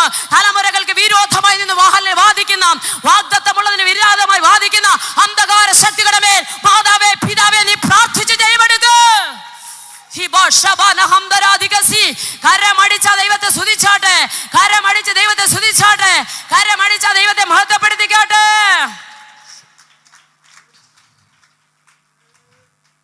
ജീസസ്. തലമുറയെ കുറിച്ച് ഓർത്ത് ഭാരപ്പെടുകയാണ്, തലമുറകളുടെ വിടുതലിനെ ഓർത്ത് ഭാരപ്പെടുകയാണ്. മദ്യത്തിനും മയക്കുമരുന്നിനും അടിമപ്പെട്ട് പാപമംഗലമായ ജീവിതം നയിച്ച് അധാർമികമാകുന്ന അനുഭവത്തിൽ കൂടെ പോകുന്ന ഒത്തിരി കുഞ്ഞുങ്ങളെ ഓർത്ത് മാതാപിതാക്കളുടെ ചങ്ക് പൊട്ടിയിരിക്കുക. സ്തോത്രം. അവരെ നിയന്ത്രിക്കാൻ പറ്റുന്നില്ല, അവരോട് പറഞ്ഞ അനുസരിക്കുന്നത്. കഴിഞ്ഞ ദിവസം 1-2 മാതാക്കൾ വിളിച്ച് പറഞ്ഞ എന്താണെന്നറിയാമോ സിസ്റ്ററെ, കഴിഞ്ഞ 1.5 വർഷമായിട്ട് ഓൺലൈനിലാണ് ക്ലാസ്, ഒരു പ്രശ്നമില്ല, മൊബൈല് കൊടുത്താൽ മതി. പക്ഷെ ഇപ്പൊ സ്കൂൾ തുറന്നു കഴിഞ്ഞപ്പോഴത്തേക്ക് കോപമാ, സ്കൂളിൽ പോകത്തില്ല, ദേഷ്യമാ, സ്കൂളിൽ പോകണ്ട ഞങ്ങൾക്ക്, കാരണം മൊബൈൽ കിട്ടുന്നില്ല. ഇവർക്കൊരു ഭ്രാന്തായി മാറി ഇത്. പ്രിയ ദൈവജനമേ, പ്രാർത്ഥനയുടെ ശക്തിക്ക് മാത്രമേ നിയന്ത്രിക്കാൻ കഴിയത്തുള്ളൂ. ഇന്ന് നമ്മൾ ഇച്ചിരെങ്കിലും അനുഭവമുള്ളതുകൊണ്ടാണ് ഇതിനകത്ത് വന്നിരിക്കുന്നത്. ഹലോ, സ്തോത്രം. അപ്പന്മാർ, അമ്മമാർ, ഇവിടെ ഇരിക്കുന്ന ഓരോ ശുശ്രൂഷകന്മാരോടെയും ഓരോ പ്രിയപ്പെട്ടവരോടും ചോദിച്ചാൽ അറിയാം, അവരുടെയൊക്കെ മാതാപിതാക്കൾ കണ്ണുനീരൊഴുക്കിയതിന്റെ പരിണിത ഫലമാണ് അവരിവിടെ വന്നിരിക്കുന്നത്. Praise the Lord. വെട്ടിത്തിളങ്ങുന്ന പാത്രത്തിനകത്ത്, സ്തോത്രം, ഭക്ഷണം കഴിക്കാൻ ചെന്നിരിക്കുമ്പോൾ മേശപ്പുറത്ത് വെട്ടിത്തിളങ്ങുന്ന പാത്രത്തിനകത്ത് രുചികരമായ ഭക്ഷണം കൊണ്ടുവെക്കും. നമ്മൾ ചെന്നിരുന്ന് ചുറ്റുപിരുന്ന് ആ വെട്ടിത്തിളങ്ങുന്ന പാത്രത്തിൽ നിന്ന് രുചികരമായ ഭക്ഷണം എടുത്ത് കഴിച്ച് തൃപ്തി അടഞ്ഞു പോകുന്നു. പക്ഷേ ഈ പാത്രത്തിനകത്ത് ഈ രുചികരമായ ഭക്ഷണം വരുന്നതിന് മുമ്പ് അകത്ത് കരി പിടിച്ച ചില പാത്രങ്ങളുണ്ട്, ചൂടത്തിരുന്ന് വെന്ത് തിളച്ചു പറഞ്ഞ ചില പാത്രങ്ങളുണ്ട്. മുണ്ട് മുറുക്കി ഉടുത്ത് കഷ്ടത സഹിച്ച് പട്ടിണി സഹിച്ച് ഹല്ലേലൂയ അല്ലെ കരഞ്ഞും നിലവിളിച്ച് കർത്താവിനോട് മാറത്തടിച്ച് നിലവിളിച്ച ചില മാതാക്കളുടെ കണ്ണുനീരാ ഇന്ന് ക്രിസ്തീയ സഭയുടെ ക്രിസ്ത്യാനിയുടെ നിലനിൽപ്പ്. ലോകരാജ്യങ്ങൾ തലമുറകൾ മാനിക്കപ്പെടുന്നത് പിതാക്കന്മാരുടെ കണ്ണുനീരാ, വല്യമ്മച്ചിമാരുടെ കണ്ണുനീരാ കേട്ടോ. അത് മനസ്സിലാക്കാതെ മസിൽ പിടിച്ചു വന്നിരിക്കരുത്. കൃപയാ ഇതിനകത്തിരിക്കുന്നത്, കൃപയാ ഇതിനകത്തിരിക്കുന്നതാ. സ്തോത്രം. അങ്ങനെയെങ്കിൽ സ്തോത്രം. അവർക്ക് വചനമൊന്നും വലിയ ഗ്രാഹ്യമൊന്നും ഇല്ലായിരുന്നു കേട്ടോ. ബൈബിൾ എടുക്കാനോ വായിക്കാനോ ഒന്നും കഴിവുള്ളവരൊന്നും ഭൂരിഭാഗം ആൾക്കാർക്കില്ലായിരുന്നു. പക്ഷേ കർത്താവേന്ന് നെഞ്ചത്തടിച്ചൊരു വിളി വിളിച്ചാൽ സർവശക്തൻ അവിടെ ഇറങ്ങുമായിരുന്നു. പക്ഷേ ഈ വചനം നമ്മുടെ കയ്യിൽ തന്നിരിക്കുമ്പോൾ സ്തോത്രം പ്രിയരെ, വചന സത്യത്തിന് വേണ്ടി നിലനിൽപ്പാൻ എത്ര പേർ തയ്യാറാകും? സ്തോത്രം. പലസ്തീനിലുള്ള യഹൂദ ക്രിസ്ത്യാനികൾ അനേകർ ക്രിസ്തുമാർഗം സ്വീകരിച്ച് അതിലേക്ക് വന്നു. അങ്ങനെ വന്നവർക്ക് വലിയ പീഡകളുണ്ടായി യഹൂദ മതത്തിൽ നിന്ന് തന്നെ. ഈ പീഡകൾ വർദ്ധിച്ചു കഴിഞ്ഞപ്പോൾ വിട്ടുപോകുന്ന യഹൂദ മതത്തിലേക്ക് തന്നെ മടങ്ങിപ്പോകുവാൻ അവരാഗ്രഹിച്ചു. പൗലോസ് അവരെ ധൈര്യപ്പെടുത്തിക്കൊണ്ട് ഒരിക്കലും പിന്മാറരുത്, പ്രലോഭനങ്ങളും പ്രതികൂലങ്ങളും പ്രതിസന്ധികളും വന്നാലും ക്രിസ്തുവിന് വേണ്ടി നിൽക്കണമെന്ന് അവരെ പ്രബോധിപ്പിക്കുന്ന പുസ്തകമാണ് നാം വായിച്ച എബ്രായ ലേഖനം. Price the Lord. സ്തോത്രം. ഒറ്റ ലക്ഷ്യമേ ഉള്ളതിനകത്ത്, ക്രിസ്തുവിനെ ഉയർത്തുക, ദൈവമാരെന്ന് വെളിപ്പെടുത്തുക. സ്തോത്രം. ശ്രേഷ്ഠ മഹാപുരോഹിതനായ യേശുവിനെ ഉയർത്തുക. ഇവിടെ നോക്കണമേ, വചനത്തിന്റെ ശക്തി അവിടെ വ്യാപരിച്ചപ്പോൾ എല്ലാവരുടെ മേൽ ആത്മാവ് വന്നു. മാർഗിടാൻ വന്നവര്, പൗത്രോസിന്റെ കൂടെ മാർഗിടാൻ വന്നവര് പറയുകയാണ്, പരിശുദ്ധാത്മാവിന്റെ ശക്തി പ്രാപിച്ച ഇവരെ ഇനി വെള്ളം വിലക്കാൻ ആർക്ക് കഴിയും? സ്തോത്രം. പ്രിയമുള്ളവരെ, എൻ്റെ ജീവിതത്തിലെ അനുഭവം ഞാൻ പറയാം. എനിക്കത് പറയാതിരിക്കാൻ കഴിയത്തില്ല. 1.5 മണിക്കൂർ കരം കോർത്ത് പിടിച്ച് ആരാധിച്ച അഭിഷിക്തന്മാര് പ്രാർത്ഥിച്ചു കൊണ്ടിരിക്കുമ്പോൾ എനിക്ക് അനുഭവപ്പെട്ട കരണ്ട് പാസ് ചെയ്യുന്നത് പോലെ ഒരദൃശ്യമാകുന്ന ശക്തി എൻ്റെ ഉച്ചി മുതൽ പാദം വരെ വ്യാപരിച്ചു. 3 പ്രാവശ്യം ഞാൻ വോമിറ്റ് ചെയ്തു. 3-ാമത്തെ പ്രാവശ്യം യേശു ഭഗവാൻ ജീവിക്കുന്നെന്ന് പറഞ്ഞ് ഞാൻ ഇവിടുന്ന് എഴുന്നേറ്റു. സ്തോത്രം, സ്തോത്രം. വിരൂപമായ എൻ്റെ കൈകളെ ദൈവം നിവർത്തി. ആ മുറിക്കകത്തൊരു അയ കെട്ടിട്ടുണ്ടായിരുന്നു തുണിയിടാൻ. സ്തോത്രം. 2 കൈയും ഇങ്ങനെ ഇരുന്ന് എൻ്റെ കൈ അഭിഷിക്തന്മാർ പറഞ്ഞു, കുഞ്ഞെ ആയപ്പിടിക്ക്, യേശു നിന്നെ നടത്താൻ പോകുക. കാലിൻ്റെ മസിലെല്ലാം കൂടെ കുറുകി മുട്ടിൻ്റെ താഴെ ഇങ്ങനെ ഇരുന്നത് കൊണ്ട് സ്തോത്രം ഉപ്പൂറ്റി താഴോട്ട് വരത്തില്ല, അങ്ങോട്ടും ഇങ്ങോട്ടും നടന്നു. ഒടുവിൽ ഞാൻ യേശുവിനെ മഹത്വപ്പെടുത്തി. Price the Lord. തുടർന്ന് എനിക്ക് ക്രിസ്തീയ ജീവിതം അല്ലെങ്കിൽ യേശു എന്താ എനിക്കൊന്നും അറിഞ്ഞുകൂടാ. യേശു വിടുവിച്ചു മാത്രം അറിയാം. സ്തോത്രം. ശേഷം ഞാൻ കാത്തലിക് ചർച്ചിലൊക്കെ പോയത്. സ്തോത്രം. അങ്ങനെ ദൈവോധനമൊക്കെ ബൈബിളിനെ കുറിച്ച് എനിക്കറിയാം. എൻ്റെ കയ്യിൽ ഇതല്ലായിരുന്നു. ബൈബിളിൽ നിന്ന് എഴുതി ചുമന്ന പെയിൻ്റുള്ളൊരു സ്തോത്രം ടെസി എന്ന് പറഞ്ഞ കന്യാസ്ത്രീ തന്നൊരു ബൈബിളാണ് എൻ്റെ കയ്യിൽ ഇരുന്നത്. അതാണ് എൻ്റെ ഇരുന്നത്. അത് ആദ്യമായിട്ട് ഞങ്ങളിങ്ങനെ ഭാഗം തുറന്നു നോക്കുന്ന പോലെ തുറന്നു നോക്കി, ഒന്നും മനസ്സിലായില്ല. പിന്നെ കയ്യിൽ തന്ന കൊന്തയും അറിയാമല്ലോ, ജപമാലയും പിന്നെ ചൊല്ലുവാനൊരു പുസ്തകമൊക്കെ തന്നു. അത് മാത്രം ചൊല്ലുവാൻ. എന്നാൽ ഞാൻ ഒരു കാര്യം ദൈവത്തോട് പറഞ്ഞു, ദൈവമേ ഇത് വായിച്ചാൽ ഞങ്ങൾക്ക് മനസ്സിലാകുന്നില്ല, ഇതിൻ്റെ ആഴങ്ങളെയും മർമ്മങ്ങളെയും ഗ്രഹിപ്പാനുള്ള ദൈവകൃപ തരണമെന്ന് അച്ഛൻ പറഞ്ഞതനുസരിച്ച് അത് പ്രാർത്ഥിച്ചു. ഒരു രാത്രിയിൽ എൻ്റെ പ്രാർത്ഥനാ മുറിക്കകത്ത് വലിയൊരു പരിശുദ്ധാത്മ പകർച്ചയുണ്ടായി. സ്തോത്രം. മുട്ടുമടക്കി മുട്ടേ നിന്ന് കരം മലർത്തി എൻ്റെ സിസ്റ്റർ പ്രാർത്ഥിക്കുന്നത് പോലെ ഞാൻ വളരെ സമയം പ്രാർത്ഥിക്കും. മുട്ടൊക്കെ ബണ്ണ് പോലെ ആകുന്നിടം വരെ പ്രാർത്ഥിക്കുമായിരുന്നു. പ്രിയരെ, അങ്ങനെ പ്രാർത്ഥിച്ചുകൊണ്ടിരിക്കും ഞാൻ കാണുന്നത് വലിയൊരു പ്രകാശം എൻ്റെ മുറിക്കകത്ത്. അതെങ്ങനെയാണെന്നറിയാമോ? സ്തോത്രം. അതെങ്ങനെ നിങ്ങളോട് പറഞ്ഞു തരണമെന്ന് എനിക്കറിയത്തില്ല. സ്തോത്രം. എനിക്കൊരു വലിയൊരു ആത്മവിവശതയുണ്ടായി. ഞാൻ ചങ്ക് തകർന്ന് കരയുക. കാരണം ഒരുപാട് വേദനകൾ ആ സമയത്ത് അഭിമുഖീകരിക്കേണ്ടി വന്നു. ഞാൻ വിശദീകരിക്കുന്നില്ല. സ്തോത്രം. ആ മുറിക്കകത്ത് വലിയൊരു പ്രകാശം ഇറങ്ങി വന്നു. അതിനകത്ത് സ്തോത്രം ലോകത്തിൻ്റെ നഷ്ടപ്പെട്ടു പോയ സ്നേഹത്തെ ഓർത്ത് ഞാൻ അനേക പ്രാവശ്യം പൊട്ടിക്കരഞ്ഞിട്ടുണ്ട്. യേശുവിനെ അറിഞ്ഞതിൻ്റെ പേരിൽ ഒത്തിരി നിന്ദകളും ഒറ്റപ്പെടലും ലോകത്തിൻ്റെ സ്നേഹം മുഴുവൻ ഞങ്ങൾക്ക് നഷ്ടപ്പെട്ടു. പക്ഷേ എന്നെ 1 അല്ല 2 അല്ല, സ്തോത്രം, നിങ്ങൾക്ക് പറഞ്ഞാൽ വിശ്വസിക്കാൻ കഴിയത്തില്ല പ്രിയരെ. പ്രകാശത്തിൻ്റെ നടുക്കൽ ദൈവ തേജസ് ഇങ്ങനെ ഇറങ്ങി നിൽക്കുന്നതും അതിനകത്തൊരു കരം, ആ കരത്തിൻ്റെ നടുവിൽ ആണിയടിച്ചിരിക്കുന്നു. രക്തത്തുള്ളികൾ ഇറ്റിച്ചു വീഴുന്നു. അതിൽ നിന്നൊരു ഞാനൊരു ശബ്ദം കേൾക്കുക, ഈ സ്നേഹത്തിൽ നിനക്ക് വിചാരമില്ലയോ? ലോകത്തിന്റെ താൽക്കാലികമായ നഷ്ടപ്പെട്ട സ്നേഹത്തെ ഓർത്ത് ഞാൻ കരഞ്ഞപ്പോൾ ജീവൻ തന്ന് രക്തം തന്ന് സ്നേഹിച്ച സ്നേഹത്തെ നിനക്ക് ഓർമ്മയില്ലയോ എന്ന് ചോദിച്ചുകൊണ്ട് ഹല്ലേലൂയ. എന്നിട്ട് അടുത്ത ശബ്ദം, നിത്യ സ്നേഹത്താൽ ഞാൻ നിന്നെ സ്നേഹിച്ചു. ഇങ്ങനെയുള്ള വചനങ്ങളൊന്നും ഞങ്ങൾക്കറിയത്തില്ല. പക്ഷെ ആ വചനത്തിന്റെ ശക്തി, ആ വചനത്തിന്റെ ശബ്ദം അടുത്തതായി പറഞ്ഞു, സ്തോത്രം, കർത്താവേ നിന്നെ ഞാൻ എങ്ങനെ ആരാധിക്കണം, ഞാൻ എങ്ങനെയാണ് സ്നേഹിക്കേണ്ടത്? സ്തോത്രം. തമ്പുരാനോട് പറഞ്ഞു, നീ വിശ്വസിക്കണം. അടുത്തത്, വിശ്വസിക്കുകയും സ്നാനമേൽക്കുകയും ചെയ്യുന്നവൻ രക്ഷിക്കപ്പെടും, വിശ്വസിക്കാത്തവൻ ശിക്ഷാവിധിയിൽ അകപ്പെടും. ഞാൻ ഒരു പാസ്റ്ററുടെയും ഒരച്ഛൻ്റെ ഒത്തിരി വചനങ്ങളൊന്നും, ഒത്തിരി നല്ല ഒരു വചനങ്ങളും ഞാൻ കേട്ടിട്ടില്ല. എനിക്ക് സിസ്റ്റർ തന്ന ബൈബിളുണ്ട്. പാറേപ്പള്ളി ഞാൻ നിരന്തരം പോകുമായിരുന്നു. സ്തോത്രം. അതല്ലാതെ കൂടുതലും എനിക്ക് വചനങ്ങളൊന്നും അറിയത്തില്ല. പക്ഷേ ഞാൻ അന്ന് ആ വേദപുസ്തകം തുറന്നിട്ട്, ദൈവമേ നീ എന്നോട് എന്താ പറഞ്ഞെന്ന് എനിക്കറിയത്തില്ല, ഒരു പ്രാവശ്യം കൂടി നീ സംസാരിക്കണമേ. വേദപുസ്തകം തുറക്കുമ്പോൾ എൻ്റെ കണ്ണിലടക്കിയ മർക്കോസ് 16:16 വാക്യമാണ്. സ്തോത്രം. അങ്ങനെ ഞാൻ സ്തോത്രം എൻ്റെ പ്രിയപ്പെട്ടവരോട് പറഞ്ഞു. അവർ പറഞ്ഞു, പരിശുദ്ധ റൂഹ നിന്റെ മുറിക്കകത്ത് ഇറങ്ങിയതാ. പ്രിയരെ, പരിശുദ്ധാത്മാവിന്റെ ശക്തി അന്ന് എനിക്ക് വെളിപ്പെടുത്തുന്ന സത്യം, ആത്യന്ത ശക്തി എൻ്റെ ഉള്ളിൽ രൂപാന്തരമുണ്ടായി. പ്രിയമുള്ളവരെ, ദൈവാത്മാവ് നമ്മുടെ അകത്ത് വന്നു കഴിയുമ്പോൾ നമുക്ക് രൂപാന്തരമുണ്ടാകും. ചലനാത്മകമായ പ്രവൃത്തി നമ്മുടെ അകത്ത് വെളിപ്പെടുവാനിടയായി തീരും. ഇന്ന് രാത്രി പരിശുദ്ധാത്മാവിന്റെ ശക്തി എനിക്ക് വേണം. ആ വചനത്തിന്റെ വെളിപ്പാടുകൾ എനിക്ക് വേണം. എനിക്ക് സ്വർഗത്തിൽ ജീവന്റെ പുസ്തകത്തിൽ എൻ്റെ പേരെഴുതണം. എനിക്ക് നിത്യനിക്ക് ഓഹരിക്കാരനായി മാറണം. എൻ്റെ തലമുറ ദൈവരാജ്യത്തിന്റെ മഹത്വത്തിന് വേണ്ടി ജീവിക്കാൻ എത്ര പേര് ആഗ്രഹിക്കുന്നുണ്ട്? പരിശുദ്ധാത്മാവിന്റെ ശക്തി വ്യാപരിക്കുക. ഈ 1 നിമിഷം കരമടിച്ച ദൈവത്തെ ഒന്ന് സ്തുതിച്ചാട്ടെ. കരമടിച്ച് ആത്മാവിലൊന്ന് ദൈവത്തെ സ്തുതിച്ചാട്ടെ. പരിശുദ്ധാത്മാവിന്റെ തേജസ്സേറിയ ശക്തി അത് കർത്താവേ എന്നിൽ വെളിപ്പെടട്ടെ.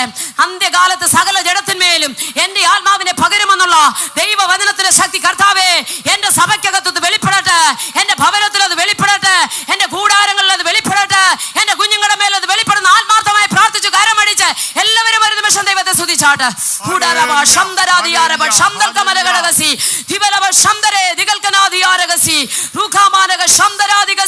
കർത്താവ് നിനക്ക് വേണ്ടി സഹിച്ചത്, കർത്താവ് നിനക്ക് വേണ്ടി ഹല്ലേലൂയ നിനക്ക് വേണ്ടി സഹിച്ചത് എന്താണ് നിന്റെ രാത്രി ഒന്ന് മനസ്സിലാക്ക്. കർത്താവേ നീ എനിക്ക് വേണ്ടി സഹിച്ച പങ്കപ്പാടുകൾ. സാക്ഷാൽ ദൈവമായിരുന്നവൻ വേഷത്തിൽ മനുഷ്യനായി ഈ താണലോകത്തിലേക്ക് ഇറങ്ങി വന്നു. നീണ്ട 33.5 വയസ്സ് വരെ ഈ ഭൂമി ജീവിച്ചു. സ്തോത്രം. ഒരു കാലത്ത് ഞാൻ യേശുവിന്റെ സുവിശേഷം കേട്ടപ്പോൾ ഇതിനെതിരെ സംസാരിച്ചിട്ട് പറഞ്ഞു, സ്തോത്രം, യേശു ദൈവമായിരുന്നെങ്കിൽ ക്രൂശിൽ നിന്ന് ഇറങ്ങി വരാൻ എന്താ, അവൻ അതിനു വേണ്ടി ആ ഭൂമിയിലേക്ക് വന്നത്. സ്തോത്രം.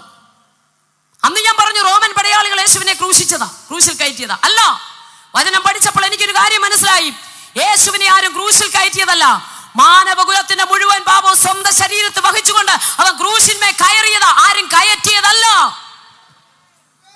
തന്റെ 33.5 തിരുവയസ്സിൽ സകല വാഴ്ചകളെ അധികാരങ്ങളെ ആയുധവർഗം വെപ്പിച്ചുകൊണ്ട് പിശാചിന്റെ തലയെ കാൽവറി തകർത്തുകൊണ്ട് എന്റെ യേശു ക്രൂശിൽ യാഗമായി തീർന്നു. ജീസസ്. എല്ലാവർക്കും ഒരു നിമിഷം എഴുന്നേറ്റ് നിൽക്കാം. നമുക്കൊരു നിമിഷം ഞാൻ ദൈവത്തോട് പ്രാർത്ഥിക്കാൻ പോകാം പ്രിയ സഹോദരങ്ങളെ. ജീസസ്, ഒരു സമർപ്പണത്തോടുകൂടി Jesus, thank you Lord. Jesus. ആകാശത്തിനും ഭൂമിക്കും മധ്യത്തിൽ കണ്ണുകളെല്ലാം അടച്ചാട്ട് ആ ക്രൂശിനെ ഒരു നിമിഷം ഒന്ന് ധ്യാനിക്കാമോ? ആകാശത്തിനും ഭൂമിക്കും മധ്യത്തിൽ പച്ച പൈൻമര കുരിശിൽ പഞ്ചകായ മുറിവുകൾ ഏറ്റുകൊണ്ട് എനിക്കും നിങ്ങൾക്കും മാനവകുലത്തിന്റെ മുഴുവൻ പാപത്തിന്റെ പരിഹാരത്തിനു വേണ്ടി നമ്മുടെ കർത്താവായ യേശു ക്രിസ്തു കാൽവരി പരമയാഗമായി തീർന്നു. വചനം പറയുന്നു, അവന്റെ അടിപ്പടികളാൽ നിങ്ങൾക്ക് സൗഖ്യം വന്നിരിക്കുന്നു. എല്ലാ കണ്ണുകളും അടച്ചിരുന്നാട്ട് ഒരു നിമിഷം നാം ദൈവത്തോട് പ്രാർത്ഥിക്കാൻ പോകുകയാണ്. നമ്മുടെ യേശു സഹിച്ച പങ്കപ്പാടുകളെ, പ്രിയമുള്ളവരെ, ഒരു പുസ്തകത്തിൽ ഞാൻ അതിനെക്കുറിച്ച് ഇങ്ങനെ വായിച്ചതാണ്. സ്തോത്രം. വേദപുസ്തകത്തിൽ എഴുതിയിരിക്കുന്നത് പോലെ അവന്റെ കണ്ണുകെട്ടി, മുഖത്തടിച്ചു, കാർക്കിച്ചു തുപ്പി, ഇതെല്ലാം യേശു എനിക്കും നിങ്ങൾക്കും വേണ്ടി സഹിച്ചു. യേശുവിന്റെ മുഖത്തടിച്ച ആ സ്പ്രേ, സ്തോത്രം, അത് നമ്മുടെ മുഖത്തായിരുന്നെങ്കിലോ? നിങ്ങൾ നോക്ക, ലോകം യേശുവിന് കൊടുത്ത സമ്മാനം ഇതാ. പിന്നീട് ഞാനതിൽ വായിച്ചത് ഇങ്ങനെയാണ്, റോമൻ നാണയത്തുട്ട് നടുക്ക് ഹോളുള്ളതാ. ആ നടുക്ക് ഹോളുള്ള റോമൻ നാണയത്തുട്ടിനകത്തോട്ട് യേശുവിന്റെ താടിയിലെ നീണ്ട രോമങ്ങൾ അതിനകത്തേക്ക് ചുറ്റി ചുറ്റി ചുറ്റി മുഖത്തോട് ചേർത്ത് കൊണ്ടുവന്ന് അടുത്ത നാണയം വെച്ച് ചേർത്ത് പിടിച്ച് മുഖത്തെ രോമങ്ങൾ അവർ പിഴുതെടുത്തു. ജീസസ്. നമ്മുടെ നാട്ടുഭാഷയിൽ പറഞ്ഞാൽ കപ്പയും കാച്ചിലും ചേനയും ഒക്കെ പിഴുതെടുക്കുന്ന ആ കുഴി, ആ തടം വികൃതമായി കിടക്കുന്നത് പോലെ കണ്ടാൽ ആളല്ല എന്ന് തോന്നുമാറ് എൻ്റെ യേശുവിൻ്റെ മുഖം വികൃതമായി മാറി. കണ്ണുകെട്ടി, കരണത്തടിച്ചു, കാർക്കിച്ചു തുപ്പി, പീലാത്തോസിന്റെ ഗബദ കൽക്കള്ളത്തിൽ, ആ കൽത്തളത്തിൽ കൽക്കുറ്റിയോട് ചേർന്ന് വില്ലുപോലെ യേശുവിനെ കുരിച്ചു നിർത്തി.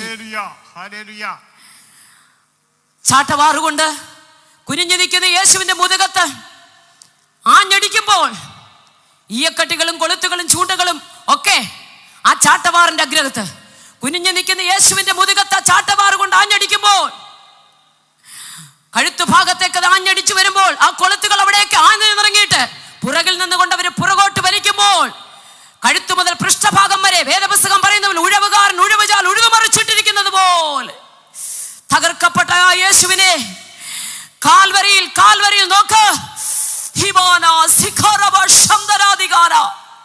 സ്നേഹിതരെ, എനിക്കും നിങ്ങൾക്കും വേണ്ടി തകർക്കപ്പെട്ട എന്റെ യേശു, സ്തോത്രം, അവൻ ജീവനോടെ ഇരുന്നപ്പോൾ ഇങ്ങനെ പറഞ്ഞു, നിങ്ങൾ ഈ മന്ദിരം പൊളിക്ക്, 3-ാം ദിവസം ഞാനിതിനെ പണിയോ. യേശുവിനെ കല്ലറ കൊണ്ട് ഒതുക്കാൻ ലോകത്തിന് കഴിഞ്ഞില്ലോ. മരിച്ചു. അരിമത്യക്കാരന്റെ യോസഫിന്റെ പുതിയതായി നിർമ്മിച്ച കല്ലറയ്ക്കകത്ത് യേശുവിനെ അടക്കം ചെയ്തു. എന്നാൽ യേശു അരുളി ചെയ്തതുപോലെ തന്നെ മരണത്തിന് അവനെ ഒതുക്കാൻ കഴിഞ്ഞില്ല. മരണത്തെയും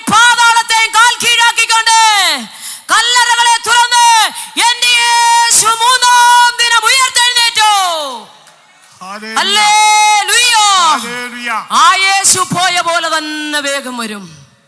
ആ യേശു പോയതുപോലെ വരും. അവൻ പറഞ്ഞ വചനങ്ങളെല്ലാം അതങ്ങനെ തന്നെ നിവർത്തീകരിക്കപ്പെട്ടുകൊണ്ടിരിക്കുന്നു. സഹോദരങ്ങളെ, ഇന്ന് രാത്രി വിശ്വസിക്കേ, എന്റെ യേശു എന്നെ ചേർക്കുവാൻ വരുമ്പോൾ, നല്ല ദാസിയെ നല്ല ദാസൻ എന്നുള്ള മൃദുസ്വരം കേൾക്കുമ്പോൾ ഞാൻ എന്റെ യേശുമായി പറന്നുയരുവാൻ എനിക്ക് കഴിയുമെന്ന് പ്രാഗൽഭ്യത്തോടെ കരമടിച്ച ദൈവത്തെ സ്തുതിച്ചാട്ട്, കർത്താവേ നിന്റെ വരവെങ്കിൽ എന്നെയും ചേർക്കുക, നിന്റെ വചനത്തിന്റെ വെളിപ്പാടിൽ നിൽക്കുക, നിന്റെ വചനത്തിന്റെ ശക്തിയിൽ മുന്നോട്ട് പോകുക. തകർത്തു കളയുന്ന, തളർത്തി കളയുന്ന ഒരുപാട് വാക്കുകൾ നമ്മുടെ മുമ്പിലുള്ളപ്പോൾ, സാക്ഷികളുടെ ഇത്ര വലിയൊരു സമൂഹം നമുക്ക് ചുറ്റുമുള്ളപ്പോൾ, സകല ഭാരവും മുരുകെ പറ്റുന്ന പാപവും വിട്ട് നമുക്ക് നോക്കാം ആരെ? വിശ്വാസത്തിന്റെ നായകരോ പൂർത്തി വരുത്താൻ കഴിയുന്ന യേശുവിനെ നോക്കാം. നമ്മുടെ ക്രിസ്തീയ ജീവിത യാത്രയിൽ ഒരിക്കലും ഒരു തകർച്ച ഉണ്ടാകാതെ, താളടിയായി പോകാതെ, നിത്യതയിലെത്തും വരെ കരം പിടിച്ച് നടത്തുന്ന ബലവാനായ ദൈവത്തിന്റെ ശക്തി ആത്മമണ്ഡലങ്ങൾ പകരപ്പെടുകയാ. കരമടിച്ച് ശക്തിയോടെ ശക്തിയോടെ ശക്തിയോടെ അതിരം തുറന്ന് ദൈവത്തെ സ്തുതിച്ചാട്ടെ, ശക്തമായി ദൈവത്തെ സ്തുതിച്ചാട്ടെ. യേശുക്രിസ്തുവിന്റെ നാമം ചൊല്ലി, പരിശുദ്ധാത്മാവിന്റെ നാമം ചൊല്ലി ഇന്ന് രാത്രി ജനത്തെ ഞാൻ അനുഗ്രഹിക്കുന്ന കർത്താവേ, തകർന്ന മനസ്സോടെ വന്നവർക്ക്, തളർന്ന മനസ്സോടെ വന്നവർക്ക്, ഹൃദയം ക്ഷീണിച്ചിരിക്കുന്നവർക്ക് അത്യുന്നത ശക്തി ഇന്ന് രാത്രി യേശുക്രിസ്തുവിന്റെ നാമത്തിൽ അവരുടെ ശരീരങ്ങളുടെ മേൽ ശക്തിയോടെ.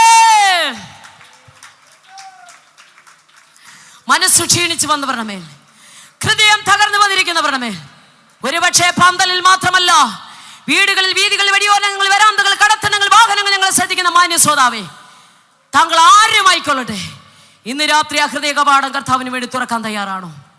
ഞാൻ എൻ്റെ യേശുവിന് വേണ്ടി എൻ്റെ ഹൃദയം തുറക്കാൻ തയ്യാറാണ്. സ്തോത്രം. ഒരു നിമിഷം എന്നോട് ചേർന്ന് അങ്ങനെയുള്ളവർ പ്രാർത്ഥിച്ചാലും, കർത്താവായ യേശുവേ, ഞാനൊരു പാപിയാണെന്ന് സമ്മതിക്കുന്നു. എൻ്റെ പാപ ജീവിതത്തിൽ നിന്ന് ഒരു വിടുതൽ ഞാൻ ആഗ്രഹിക്കുന്നു.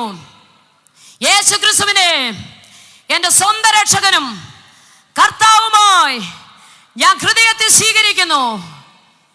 പാപത്തെ ഉപേക്ഷിച്ച് മശിഹായ്ക്കായി എൻ്റെ ഹൃദയവാതിൽ ഞാൻ തുറക്കുന്നു.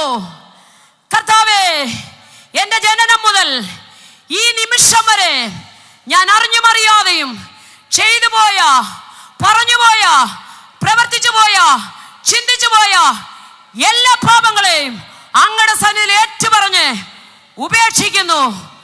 യേശു കർത്താവിന്റെ നാമത്തിൽ തന്നെ. കരമടിച്ച് ദൈവത്തെ സ്തുതിച്ചാട്ടെ. കർത്താവിന്റെ മുഖത്തേക്ക് നോക്കി ക്രിസ്തീയ ജീവിതം സുഗമമായി യാത്ര ചെയ്ത്, അല്ലെങ്കിൽ കർത്താവിന്റെ നാമത്തിന്റെ മഹത്വത്തിന് വേണ്ടി ദൈവരാജ്യത്തിന്റെ പുകഴ്ചയ്ക്ക് കാരണമാകുവാൻ ദൈവം നമ്മളെ എല്ലാവരും